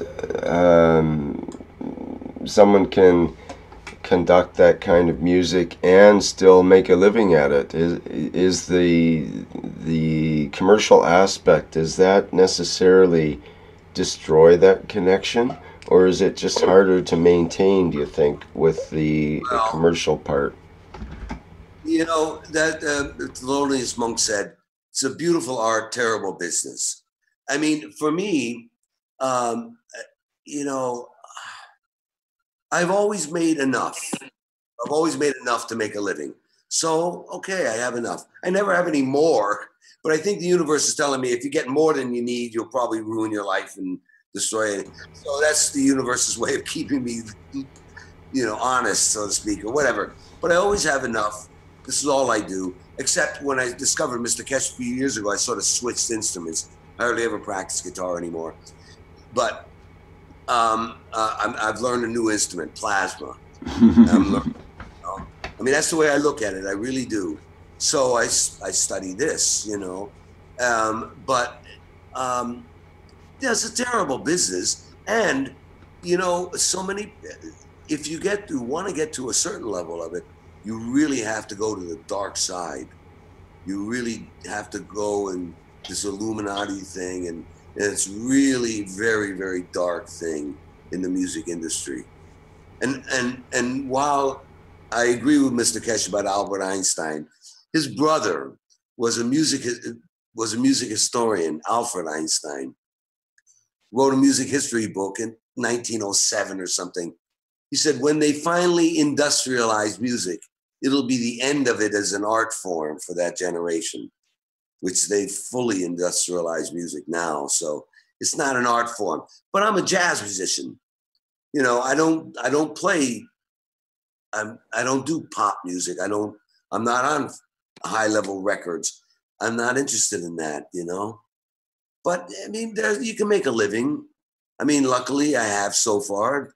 Kind of broke. I don't have any money here, but I always have enough. So life is good, you know. Interesting. I hear you there, Caroline. Would you like to oh, sorry, interject? my mic was open. I must have been very quiet with my mic open. So far, so good. Is there anything you'd like to say at this point? Or are we okay? No. Okay.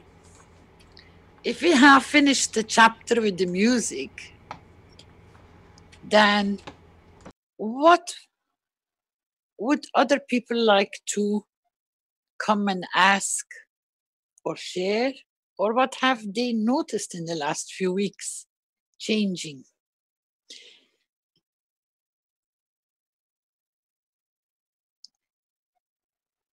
Anybody, any questions or adding? There was a question in the chat. I don't know if it's what you mean, but Anonymous asks, I wanted to ask about dreams and the time of communication and the connection with the soul. Past events, dreams, or experiences have to do with that communication? Repeat that again, please. He says, I wanted to ask about dreams and the time of communication and the connection with the soul. Past events, dreams, or experiences have to do with that communication? Mr. Kesh gave that explanation in his teachings recently. Your soul never sleeps. So your soul is always present. It's we actually are creating the fact and the problem that we need to sleep because we are creating chaos in our body. We are taking too much energy through food that the body needs more energy to digest it than actually it's serving its purpose. So when you call dreams, it is your presence in that moment, that given time, which is always present. So you must have been desiring or been wishing or been busy with something that these certain things appear towards you. They manifest themselves because you're on the same frequency level. As we explained last time, when you go in a certain field strength, things will reveal themselves because you're on the same level. So your soul can go anywhere. That's why when you close your eyes, you are anywhere you desire, where you wish, where you create, you're there and you can do. You have no limits.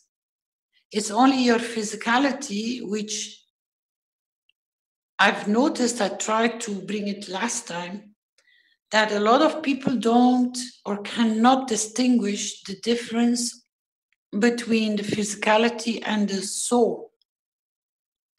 What is the soul? What is the physicality? The physicality is, as Mr. Kesh says, it's something that is created, which is like a leech onto your soul. So it consumes energy, and we have noticed the more you have excessive energy in your body through food, it has to go somewhere. So by reducing food, you will notice, and a lot of feedback came on that when we went in those topics, you sleep less, you're less tired.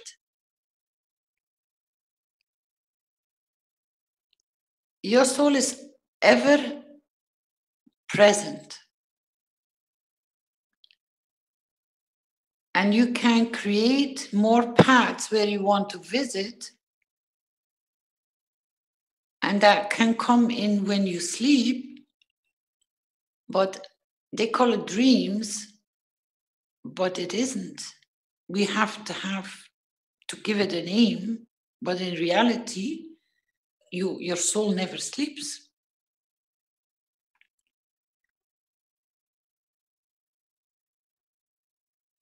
And as Mr. Kesh explained, you can call upon anything that, let's say, which is connected with you, let's say past or even further past, because people were asking questions. And Mr. Kesh says, yes, because you receive from everything, from all over the universe. So you are already carrying all the information. It's just, are you tuning into that frequency or that field strength or not?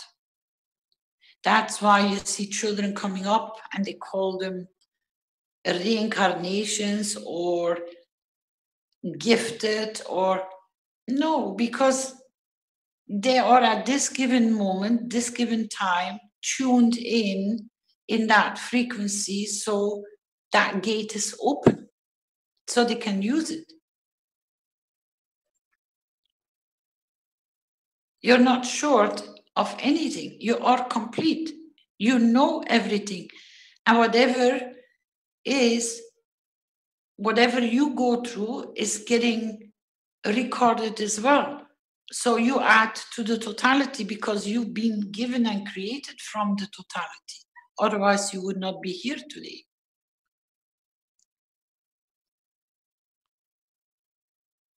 The only thing we keep on, I've been in touch with a few people in the last few days, and I don't know why they pop up. Just, you know, as I said, when you need to be somewhere, you're there, or something pops up because you're just simply, it just comes your way. And they're usually in a situation which is very stressful, extremely stressful. And I'm going to read you what I replied. Maybe it will put a different light to certain things, because I try to, how can I say?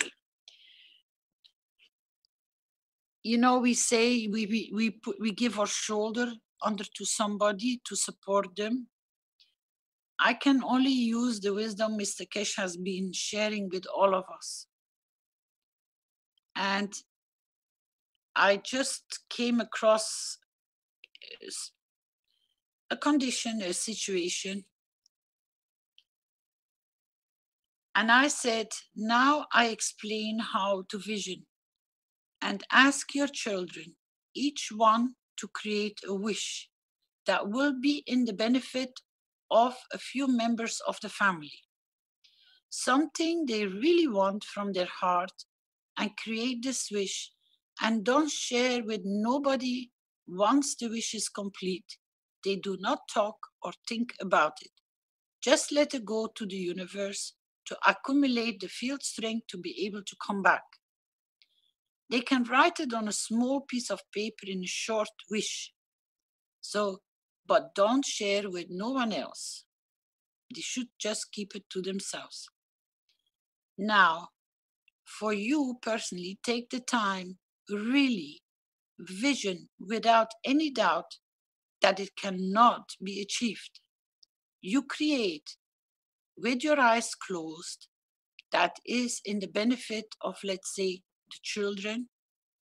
You visualize that there is all the food already on the table. You see yourself already driving in the car you desire. You see yourself already in the perfect job and already receiving your wages every month. You don't stop creating this beautiful vision every day, every minute of the day, and don't let go of you creating this abundance for your children and your family. And at the same time, your children are already adding from their part what is their wish to add to the family. Even if it's so big, don't put any restrictions on creating. Just keep it on. Whatever isn't in place, you create the vision of the opposite. And be steadfast in your positive, not letting go. And please never use negative in your talking, because why should you not understand that you can reverse and you can change your whole surroundings positive rather than negative? It's the same effort, isn't it? So why waiting?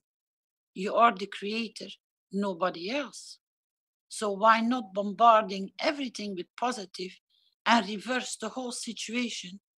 Don't hold on to anything that isn't possible.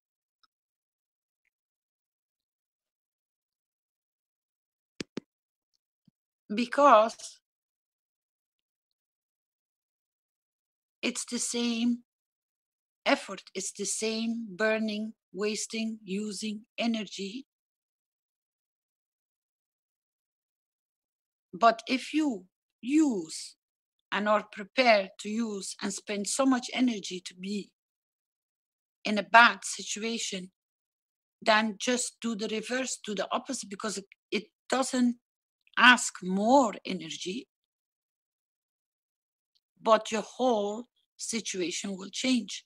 And I've had quite a few in the last few days which are struggling, and this is the only way I can give them a hand,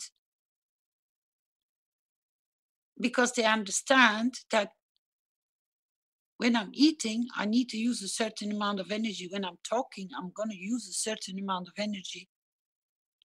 When I'm angry, I'm using a certain amount of energy. But what if I just do the opposite and try to be aware of it? Because I also said, put stickers everywhere. Create a smile on your face. Just change the whole field strength. But this is the easiest way to get it across to people. They are already having everything.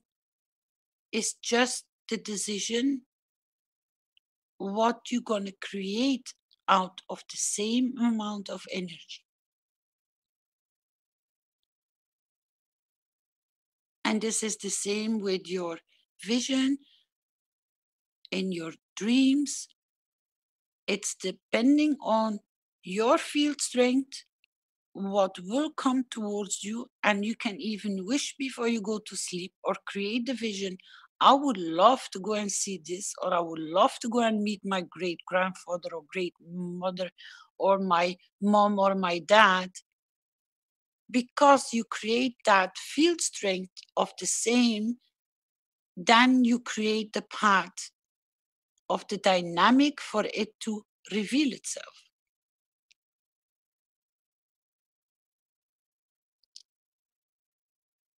If people can accept that they are not short of anything and they are at any given point. And it is not easy because it's the habitual, your environment, your social structure, what you have been taught, how you've been brought up.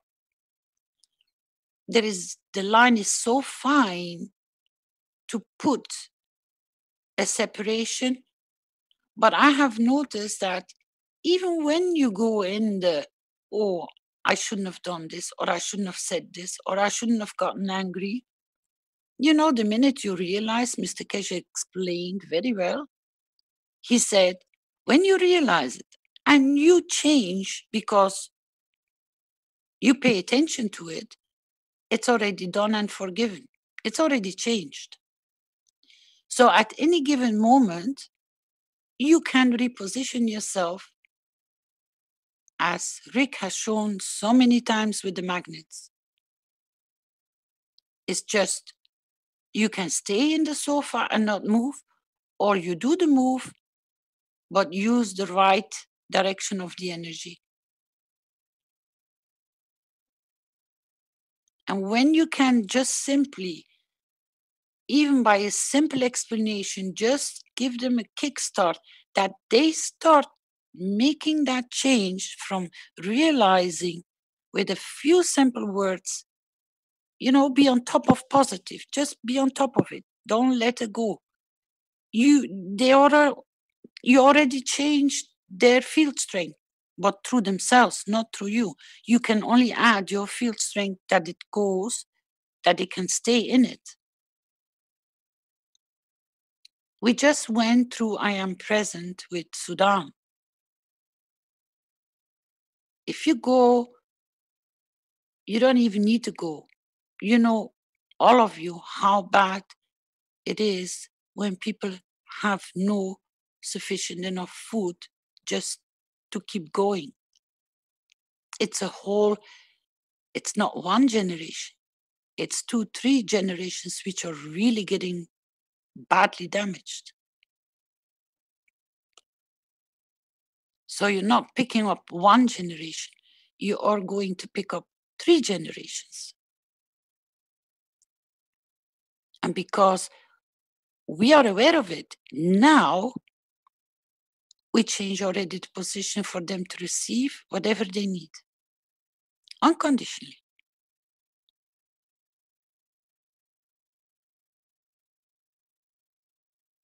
At the same time, I open the field strength towards those families and people which are struggling. But I'm trying to give them the hand to do it themselves. Because when they're on top of it, they start making the change. They're no longer the same person as before I wrote this message. Because something somewhere will click start, and this is what you're all doing. Even all these discussions and debates coming on the table, it kickstarts somebody somewhere to look or to reveal or do research to find something for somebody else to serve somewhere else. So you're all one big dynamic family. It doesn't matter we have our differences. And it doesn't matter somebody sometimes loses his temper because he has done so many hours and can't stay fully alert anymore or loses his patience a little bit faster. Because we all know that sometimes not every day is a struggle. It's sometimes every day not so easy. But somehow with some few good words, we change. So all the questions which are coming on the table and all the points which are getting shared among all of us are kickstarting so much more. And it is beautiful to see you all coming on the table and I did this and I went there and I know this and it is absolutely gorgeous. It's happening in most of your teachings. And I'm really calling to the knowledge seekers, even if you don't speak English, try to make a bridge to exchange what you have done on work in your language, that it can go to the teams, it can be translated, that we can see what you have done and we can share our work with you. There should be no limitation because of language or culture or mentality or belief. We already cleaned this all up. That's why I started the starting point with this, with what Mr. Kesh brought forward.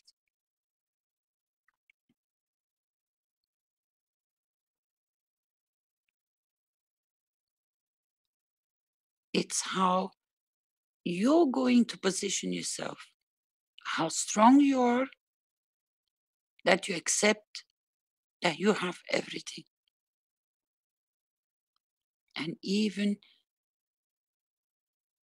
it's a day-to-day struggle but the things start changing.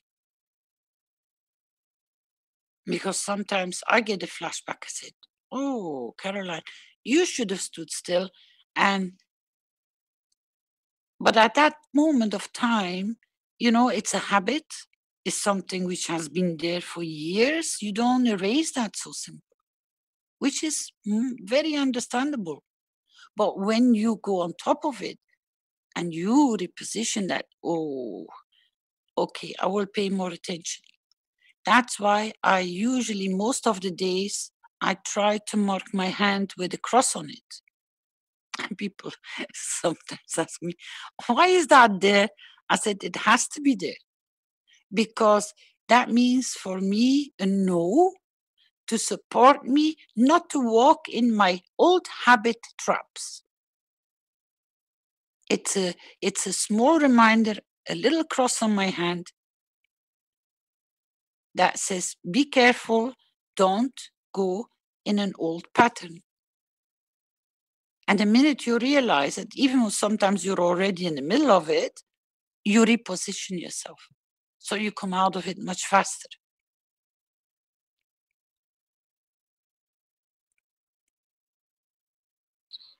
Caroline? Yes? Can I say add something to what you said? Of course you can. This goes to when the emotional body is off the peace position and we get kind of like in a freeze mode of anxiety, stress, like you don't have the drive to take a better position, and in order to break that situation, it's good to find what works for each person to be able to recover the peace and the still point where you can think better. And this is crucial to reposition our fields to shift and the repositioning would be to like, okay, the situation is showing me like maybe I got upset because I'm upset with my husband, for example. But in reality, instead, I am upset with my husband. It's like I position my feels in the wrong way because I'm creating that. So by reposition my feels and thinking and envision a different, the right way I want to see it, so I'm in peace, I will shift my feel exchange with my husband. So I changed the situation within inside me and it got harmony. But if I didn't get myself into a still point where I was able to think the situation, why I was feeling it that way, I wouldn't be able to shift and reposition myself. It's almost like you have to experience that, realize that you're getting stressed out or upset when an emotional mode that is not positive, and think about it as an observer to be able to say, well, what can I do to change this? And and the universe will work with you. Yeah.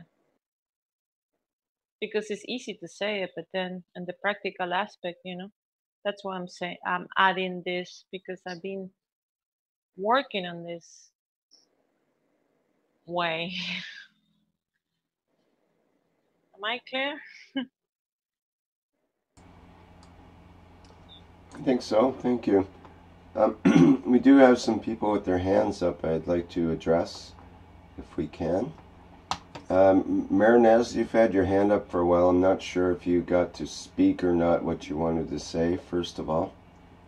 Do you still need to say something there?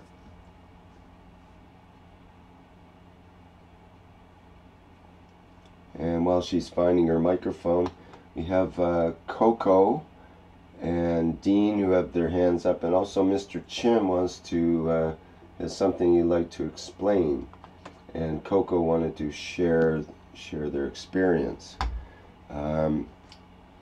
So maybe Coco, I think we'll go with you first. Let me allow you to talk there. Yes. Hello. Hello, Coco. Yes, Rick. Hello, everyone. Can you hear me? Yes, we can hear you. Yes, so I would like to share my last week experience. My mom had an accident. She fell on the floor and she broke the col du femoral col. So the doctors wanted to remove the col du fémur. And I was following the Jean-Jacques teaching, the health teaching of Jean-Jacques, very beautiful teaching. And so I knew that we don't have to remove the col du fémur because it's the biggest, let's say, white globule blanc factory, if I can say so. And so I was fighting with all the doctors and my family, because I was trying to explain to them that you don't have to remove it, even if you have to stay for a while on the bed and have a long time re-education. I was like fighting for that, and it was like impossible for them. It was the only thing that we have to do is to remove the col du fémur and to put a prosthesis. I think we say it like that. So I put my intent first, and then I thanks in advance for the result, for the finality of the things that we won't change. We won't remove the col du fémur. And I called my friend, and in the same time I take this part of the video of the teaching, and I send it to the whole family and friends and even doctors. And after that, they like realized that I was right, and we are not supposed to remove the col du fémur. So after like 4 days, because they couldn't like make the operation, the surgery, because she have a very like medical background. She have cancer, metastasis in the bassin, in all the bones, let's say, more or less. And she have like Crohn, la maladie du Crohn is it's a disease. And finally, the doctors decide to keep the col du fémur and to fix with a broche, we say it in French, like a piece of metal with four a pin. I think they call it a pin sometimes. Yeah. And concerning the intent, after that, when because I was spending all my time in the clinic, in the hospital. Actually, I'm still there, so I don't really have all my mind with me on me. So every time I go home to have a shower and come back and bring some stuff back to mom, for example, I'm going to give you an example. Every time I went back, I wanted to go back to the hospital. I was saying to myself, so okay, now I will just reach the main gate of the building and I will find a gap waiting for me over there. And it happened 3 times in a row. First day, second day, and third day. It was like amazing. And the third day, I was going to the hospital, and I wanted to make a baobab. We call it in Wolof. It's a bui. It's the baobab fruit. Yeah, I wanted to make her a baobab juice because it's like it contains a lot of calcium. And when I was going on my way to the hospital, I was saying to myself that it's okay. I will go there and I will find that someone bring her one bottle of juice. And it's amazing because I just went after like 1 hour after that I reached the hospital and I was in the room with my mom. There's a lady that she came and she just told say to mom, yes, I bring you un jus de bouille with me. So I was like, what? I don't know if it's my intent or if it was the feeling that I was feeling that's going to happen. And one more thing, one day I was leaving home to come back to hospital and I forget to take some clothes. And I said to myself that it's okay. When I will go to the hospital, she will have someone will bring her some pieces of clothes, and that's what happened. When I came to the hospital, she had like 2 friends of her. They came and they bring her 2 pieces of clothes. I mean, 2 ensembles, 2 pants and top. Yeah, this is considering the intention, and yeah, this is what I wanted to share. Maybe I'm off sujet, it's not the topic, but my friend insisted that I have to share it because it's important. So thank you very much, and I hope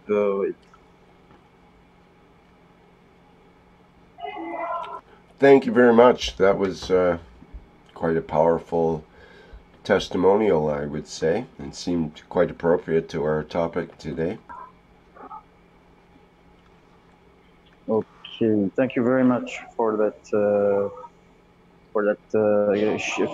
To be able to share all that and to have access to those information because it's really like.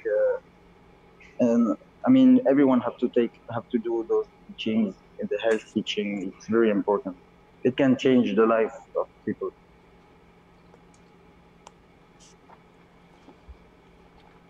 Okay, thank you, Coco.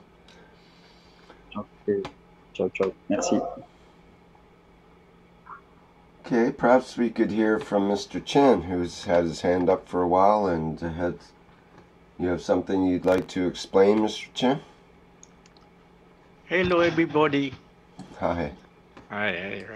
Because do you I have need hearing about Mario saying about music, and Mario have connect with me. He give me a table of the table of the ratio, golden ratio, and I have learned on it, and I see because everything we have under our hand have made by someone by engineer, like your car. Every part of your car is calculated by the engineer. You see, the mathematics is very useful on your life. Everything under your hand, your spectacle, your table, and your house, everything is calculated. And the music too, because the music is a vibration come from our soul, and we can take out from our throat to become a voice and sing for the other. What Mario give me, I have calculated. I see not only as a ratio, a golden ratio, not only for the music. We can calculate the vibration of the universe too, because under the vibration, what we can hear, the low vibration is the vibration of the universe, and higher the vibration become the color and we can see the light, everything. And higher, we have other thing. When about music, Chinese, for a long time, they use the music to make the enemy cannot make a war. Like the enemy come, they make music, very sad music. Everybody become sad, and they want to come back to their country. They use the music to the enemy cannot.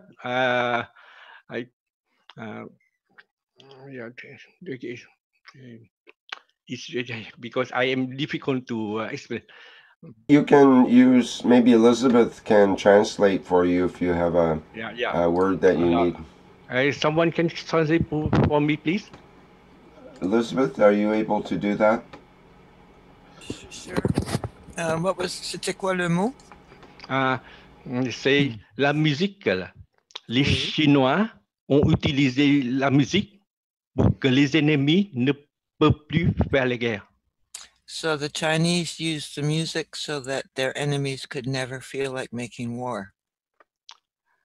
Et dans la musique, les Chinois disent c'est le son de l'univers. The Chinese say that in music, it's the sound of the universe. C'est pourquoi les musiques des Chinois, ils ont beaucoup utilisé, surtout dans les royaumes, puisqu'ils ne veulent pas que la musique sorte pour le peuple. So that's why the Chinese used music a lot within dans leur royaume propre, yeah. In their own royal areas, because they didn't want the people in general. Ils ne voulaient pas que leur peuple ait accès. Oui, c'est pourquoi. They didn't want their people to have access to this music. Why? Pourquoi? Puisqu'il dit que c'est le son céleste, c'est le son de l'univers. Because they said it was the sound of the universe or celestial sounds. Lorsque je suis venu au Canada, since I've come to Canada, j'ai connu une personne. I've known one person qui travaille dans la discothèque. Who works in a discotheque. Et dans la conversation, in a conversation with him, il m'a donné des renseignements très utiles, mais avant, je ne sais pas. During that conversation, he gave me some understandings that I did not have before. Puisque dans les discothèques, il est l'homme qui fait le son, qui joue le son. Because he's the man that plays the music in the discotheque. Il dit qu'avec le rythme du son, he says with the rhythm of the sound, il peut exciter les gens. He can excite the people. Et les rend fous. And make them crazy. C'est pourquoi la musique est très importante. And that's why music is so important. Et vous savez, la musique, c'est quelque chose de physicalité. And he says music is a thing from physicality. Yeah. Puisque M. Kesh a très bien dit. Since Mr. Kesh said very well. Notre âme est le plasma. Because our soul is plasma. Puisque le plasma, nous pouvons recevoir les plasmas. Since our plasma can only receive other plasmas. Et nous pouvons recevoir les plasmas du cosmos. And we can receive plasma from the cosmos. Il y a beaucoup de musiciens qui ont utilisé cette façon.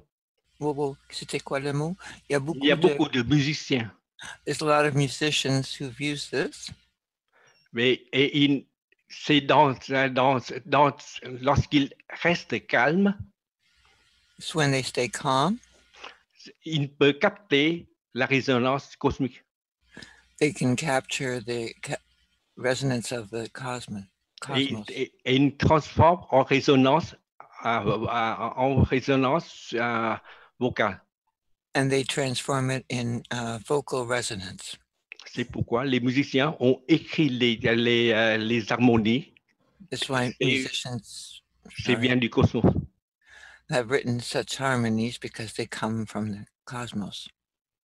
Et surtout, il y a beaucoup de petits-enfants de 5 ans. And there's many children around 5 years old. Ils s'en souviennent de tout ce qu'il fait de son cerveau antérieur. They remember all of their interior life. Et ils jouent très bien la musique. And they play music extremely well. Mieux que les hommes ont travaillé 40 ans dans la musique. Better than men who have worked 40 years in music. C'est pourquoi la musique est une résonance du plasma. And that's why music is a resonance of plasma. C'est pourquoi le plasma que nous émettons, c'est de notre âme. And that's why the plasma that we emit comes from our soul. Puisque notre plasma, il y a beaucoup de gens qui pensent que l'émotion est le plasma. It's because many people think emotion is plasma. Vraiment, l'émotion est le plasma. Really, emotion is a plasma. Mais l'émotion balance entre le positif et le négatif. But the emotion balances between negative and positive. Il y a une chose qui ne balance pas entre le positif et le négatif. There's one thing that doesn't balance between the negative and the positive. C'est notre intention. It's our intention. Puisque nous dirigeons nos intentions vers le positif seulement. Since we direct our energy only towards the positive. Mais il y a aussi des gens qui dirigent leur intention vers le négatif. But there are other people that do direct their energy to the negative. Et ces idées-là sont diaboliques. These ideas are diabolic. Alors, puisque pour pouvoir comment dire, élever notre âme, to be able to elevate our own souls, nous devons avoir une intention toujours positive. We always need to have a positive intention. Et dans la joie. And in joy. Puisque dans la joie et dans l'amour et dans la compassion. Because in joy, compassion, and love. Et nous élevons notre âme. We raise our soul. C'est pourquoi aujourd'hui, j'essaie de communiquer avec vous. So this is today why I'm communicating with you. Monsieur Kesh a très bien expliqué. Mr. Kesh explained very well. Jouez avec votre intention. Play with your intentions. Merci. Merci. Thank you.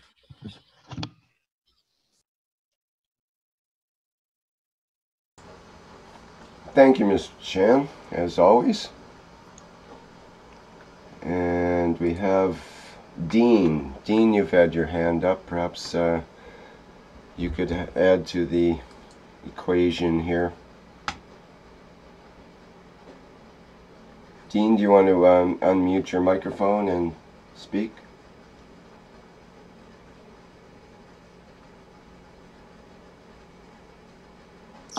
Yes, thank you. Blessings, I am present. If you could, and if I am able to do it on my telephone, I put together a little slideshow of some of my work.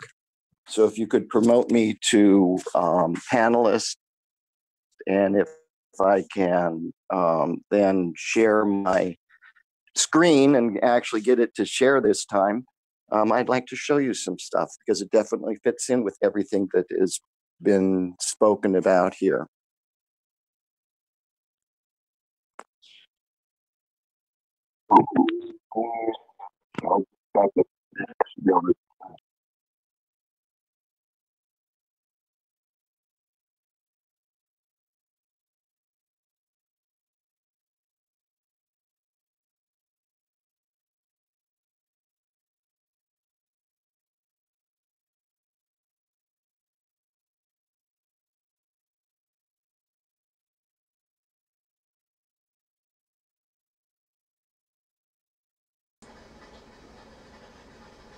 Pictures. Okay, well, bring up the pictures. Bring up the picture first. Do you have that ready to go?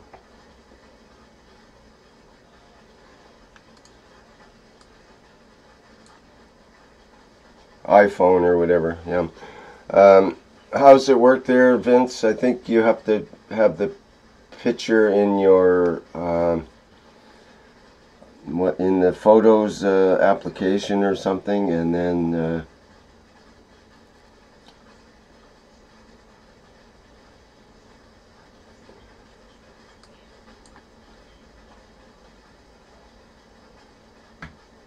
put you on share screen. What do you mean?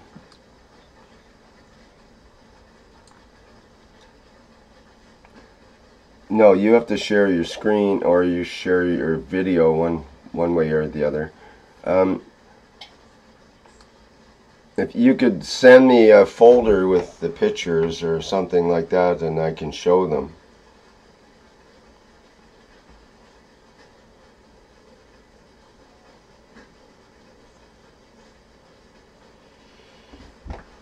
Let me see. You could put them in the. Let me see. What do we have here?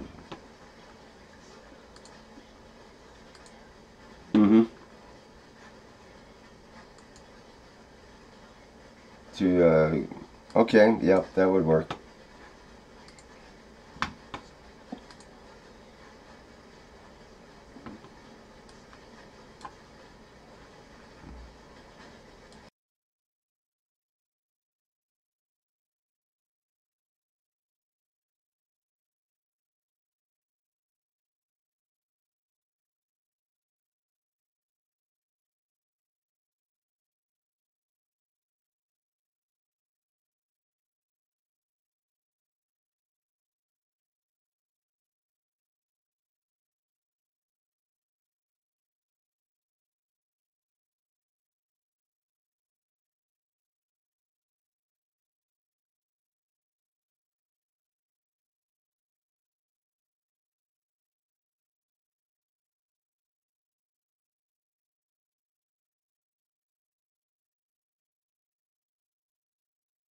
The Aria Hotel as that was happening. And I thought that was just real interesting.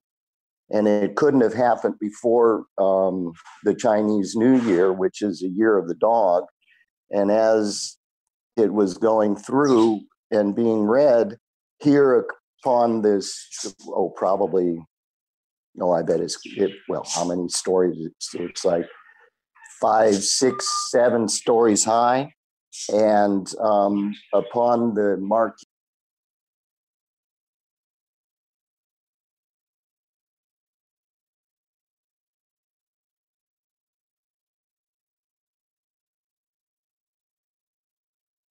we lost your audio there temporarily. I think you have to reopen your mic. I promoted you to a panelist and it cut off your audio. You have to reopen your. Let me unmute you. There, I unmuted you. Go ahead. Sorry about that. We just lost the last sentence or two. Do you have my audio? Yes, we do now. We just lost the last sentence or two while you're being promoted there.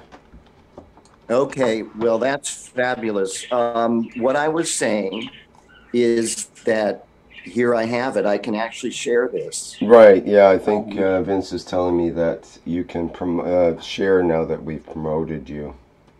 Okay, can you see the pictures? No. Okay. Just a minute here. Let me see if I can see if I'm missing something. Okay, now we're seeing something coming through. There we have one. Yes, there we go. Can you see that? Yes. Okay, this is a thing that I designed as a fountain. And let me see how I can do this. No, that didn't work. You know what? I'm just going to finish with the story that I was telling, and then I'm going to send you a link. As our peace treaty was being read that we've been working on for literally 3 years, and the name of the city and the financing looks like it has come through for the city that we're going to be building and the technologies that our group is releasing. And the name of the city is going to be Aria. And as our mission statement was being read, as it has just been almost finally crafted, I was standing under a marquee at the Aria Hotel in Las Vegas. And our financing couldn't have happened before the end of the Chinese New Year or the beginning. And so I'm standing under this sign, which is probably, 10 stories tall. Upon the lighted marquee comes Happy New Year, the year of the dog. And anyway, I'm going to send the link, and I'm just glad to be here. I am present, and our intention and our creation has brought peace. And with that, I'm going to mute myself and see if I can't get you a link. Okay, thank you, Dean. If we don't work it in this workshop, we can certainly get it in the next one.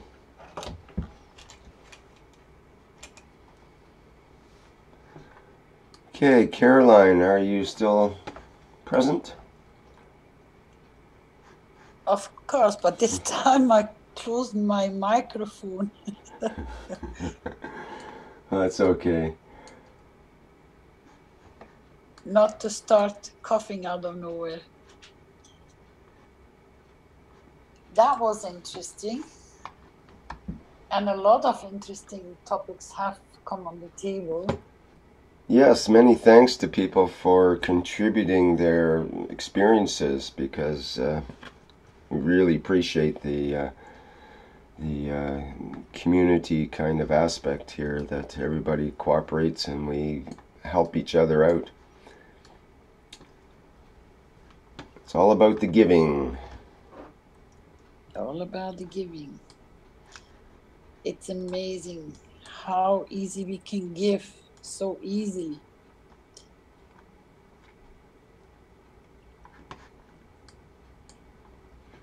If we can pass this information to children and neighbors by just visualizing that they can wish, that they will bring so much change in their life. It's just start with small things. Things do change. Even when you stand on top of yourself and say, whoa, I made a mistake there, and you clear it out, just check your own emotional feeling, how you feel about that.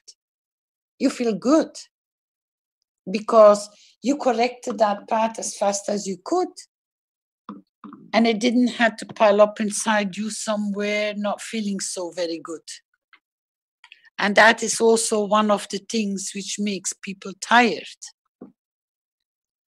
That sometimes doesn't come on the table, but tiredness is also created because you're carrying a lot of emotional weight and it doesn't get cleaned up.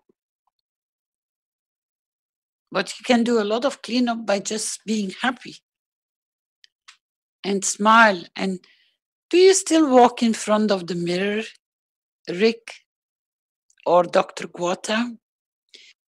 Yes, I catch myself every once in a while reminded about that exercise when I look in the mirror. Usually when I sneak in the morning and look around the corner of the bathroom door and see myself in the mirror. Now I will point something else out of you. And maybe that will, sneaky me, maybe that will give you the drive to go and check more, to go and have a gaze in your soul through your eyes. And that is, try to double check if your color in your eyes are changing, or if you notice any change, because your field strength, the more you apply the exercise, creates a change in your physicality, which should appear the first signs of it in your eyes. Because you literally can change your whole being. The way you speak, your voice, your tonation, your color of your hair, your eyes, also the color. They can even go brighter or smaller. The same as you can make facial expressions in the mirror, you can actually, for long periods of time, see physical changes. It's just focus. Go and discover the beauty.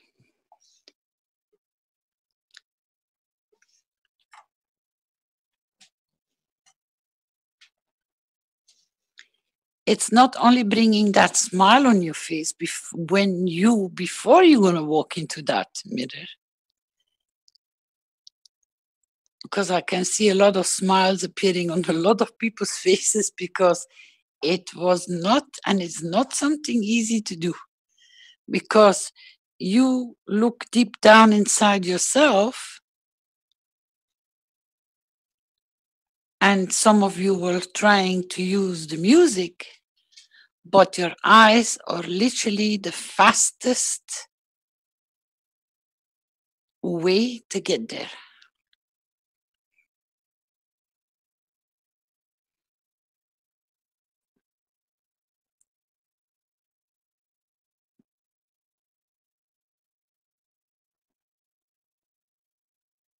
Because it's you against you, or opposite you, or whatever you want to name it, is gazing in the soul. And I'm so glad that this gentleman from China, which now is living in Canada apparently, brought us that secret knowledge. Not many people know that what music can do. And a lot of these kind of things are hidden because they can be used two ways. It can be used to be so beautiful, and it can be used to harm so badly, as he explained.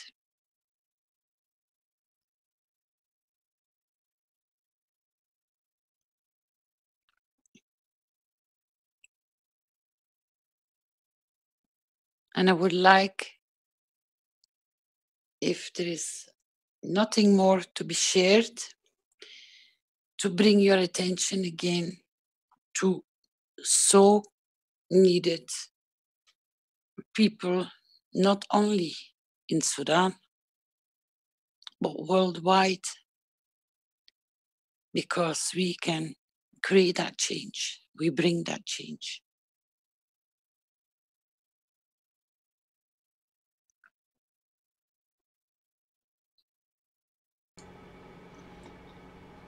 It's Violet asked in the Q&A, if possible, may we end just before the music with a moment of silence for universal peace, just to add to the bank of fields for whomever, whenever, or wherever they are needed.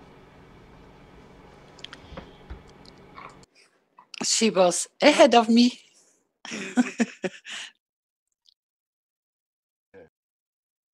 No. It's beautiful. Nice way to put it, yes. That is beautiful. I think we are hitting the 3-hour mark. Yes, I see Dean has his hand up there, and he's got some sort of link here with some pictures. Not sure if there's a number of pictures. Should we maybe have a quick look at them before we leave? Yeah, I why think not? we could do that, sure.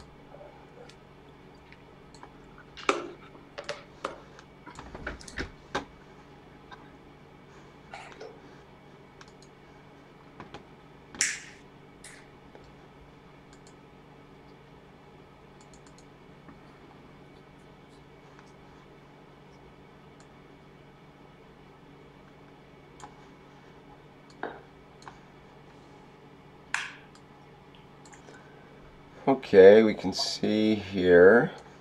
Dean, let me allow you to. You should be able to talk there, actually, if you want to comment here. Should I just go with the upper left one and go through the list here, or how do you want to do it? Oh, you can just flip through them. Everybody does have the link. And these are just a few, I mean, just a smattering of the work that I've done. And the first ones here, these were rainbows and done in perfect, what do you call it? Perfect geometry, because it was folded into place. And I just wanted to be able to share a little bit of the work. And as you go through, I would take and move it to the next picture. And you don't need, wow, back to meeting. You don't have to spend a lot of time on any of the pictures. I just wanted to be able to share a little. And there's a lot more than that. And so anybody can take a look at them, I guess, at any time. Yeah, there's the heart. That's probably, yeah, you can just go through. That's a Kesh, what do you call it? On top of that, that's a nano-coated wire that was given to somebody and actually helped them a great deal. You can go to the next one.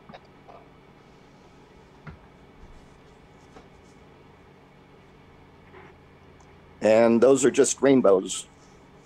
Red, yellow, orange, green, blue, purple. You can go to the next one.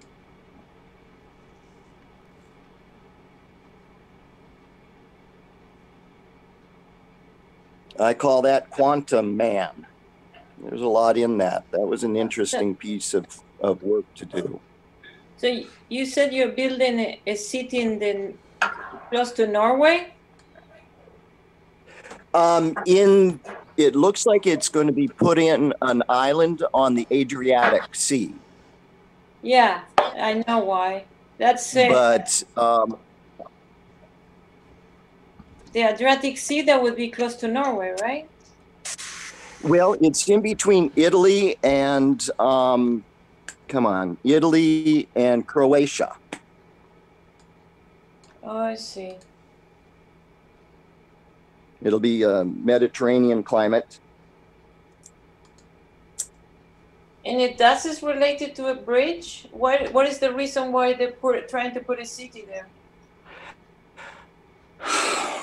Well, it's a project that's been being worked on, and I'm not actually involved in the land acquisition, but it's a place where the different people, because we're an international group, there are 30 of us, and we have projects that are for the benefit of humanity. And the it's going to be a city of science and refuge. And it'll be a place where we can put the new technologies, et cetera, into operation. And my particular project, besides my artwork, yeah, I love that one. That's the heart. And that would be my signature piece. my thing is integration of agricultural systems, starting with the decomposition of substrate in order to either create soil, building materials, or used as a substrate for growing fungus and food.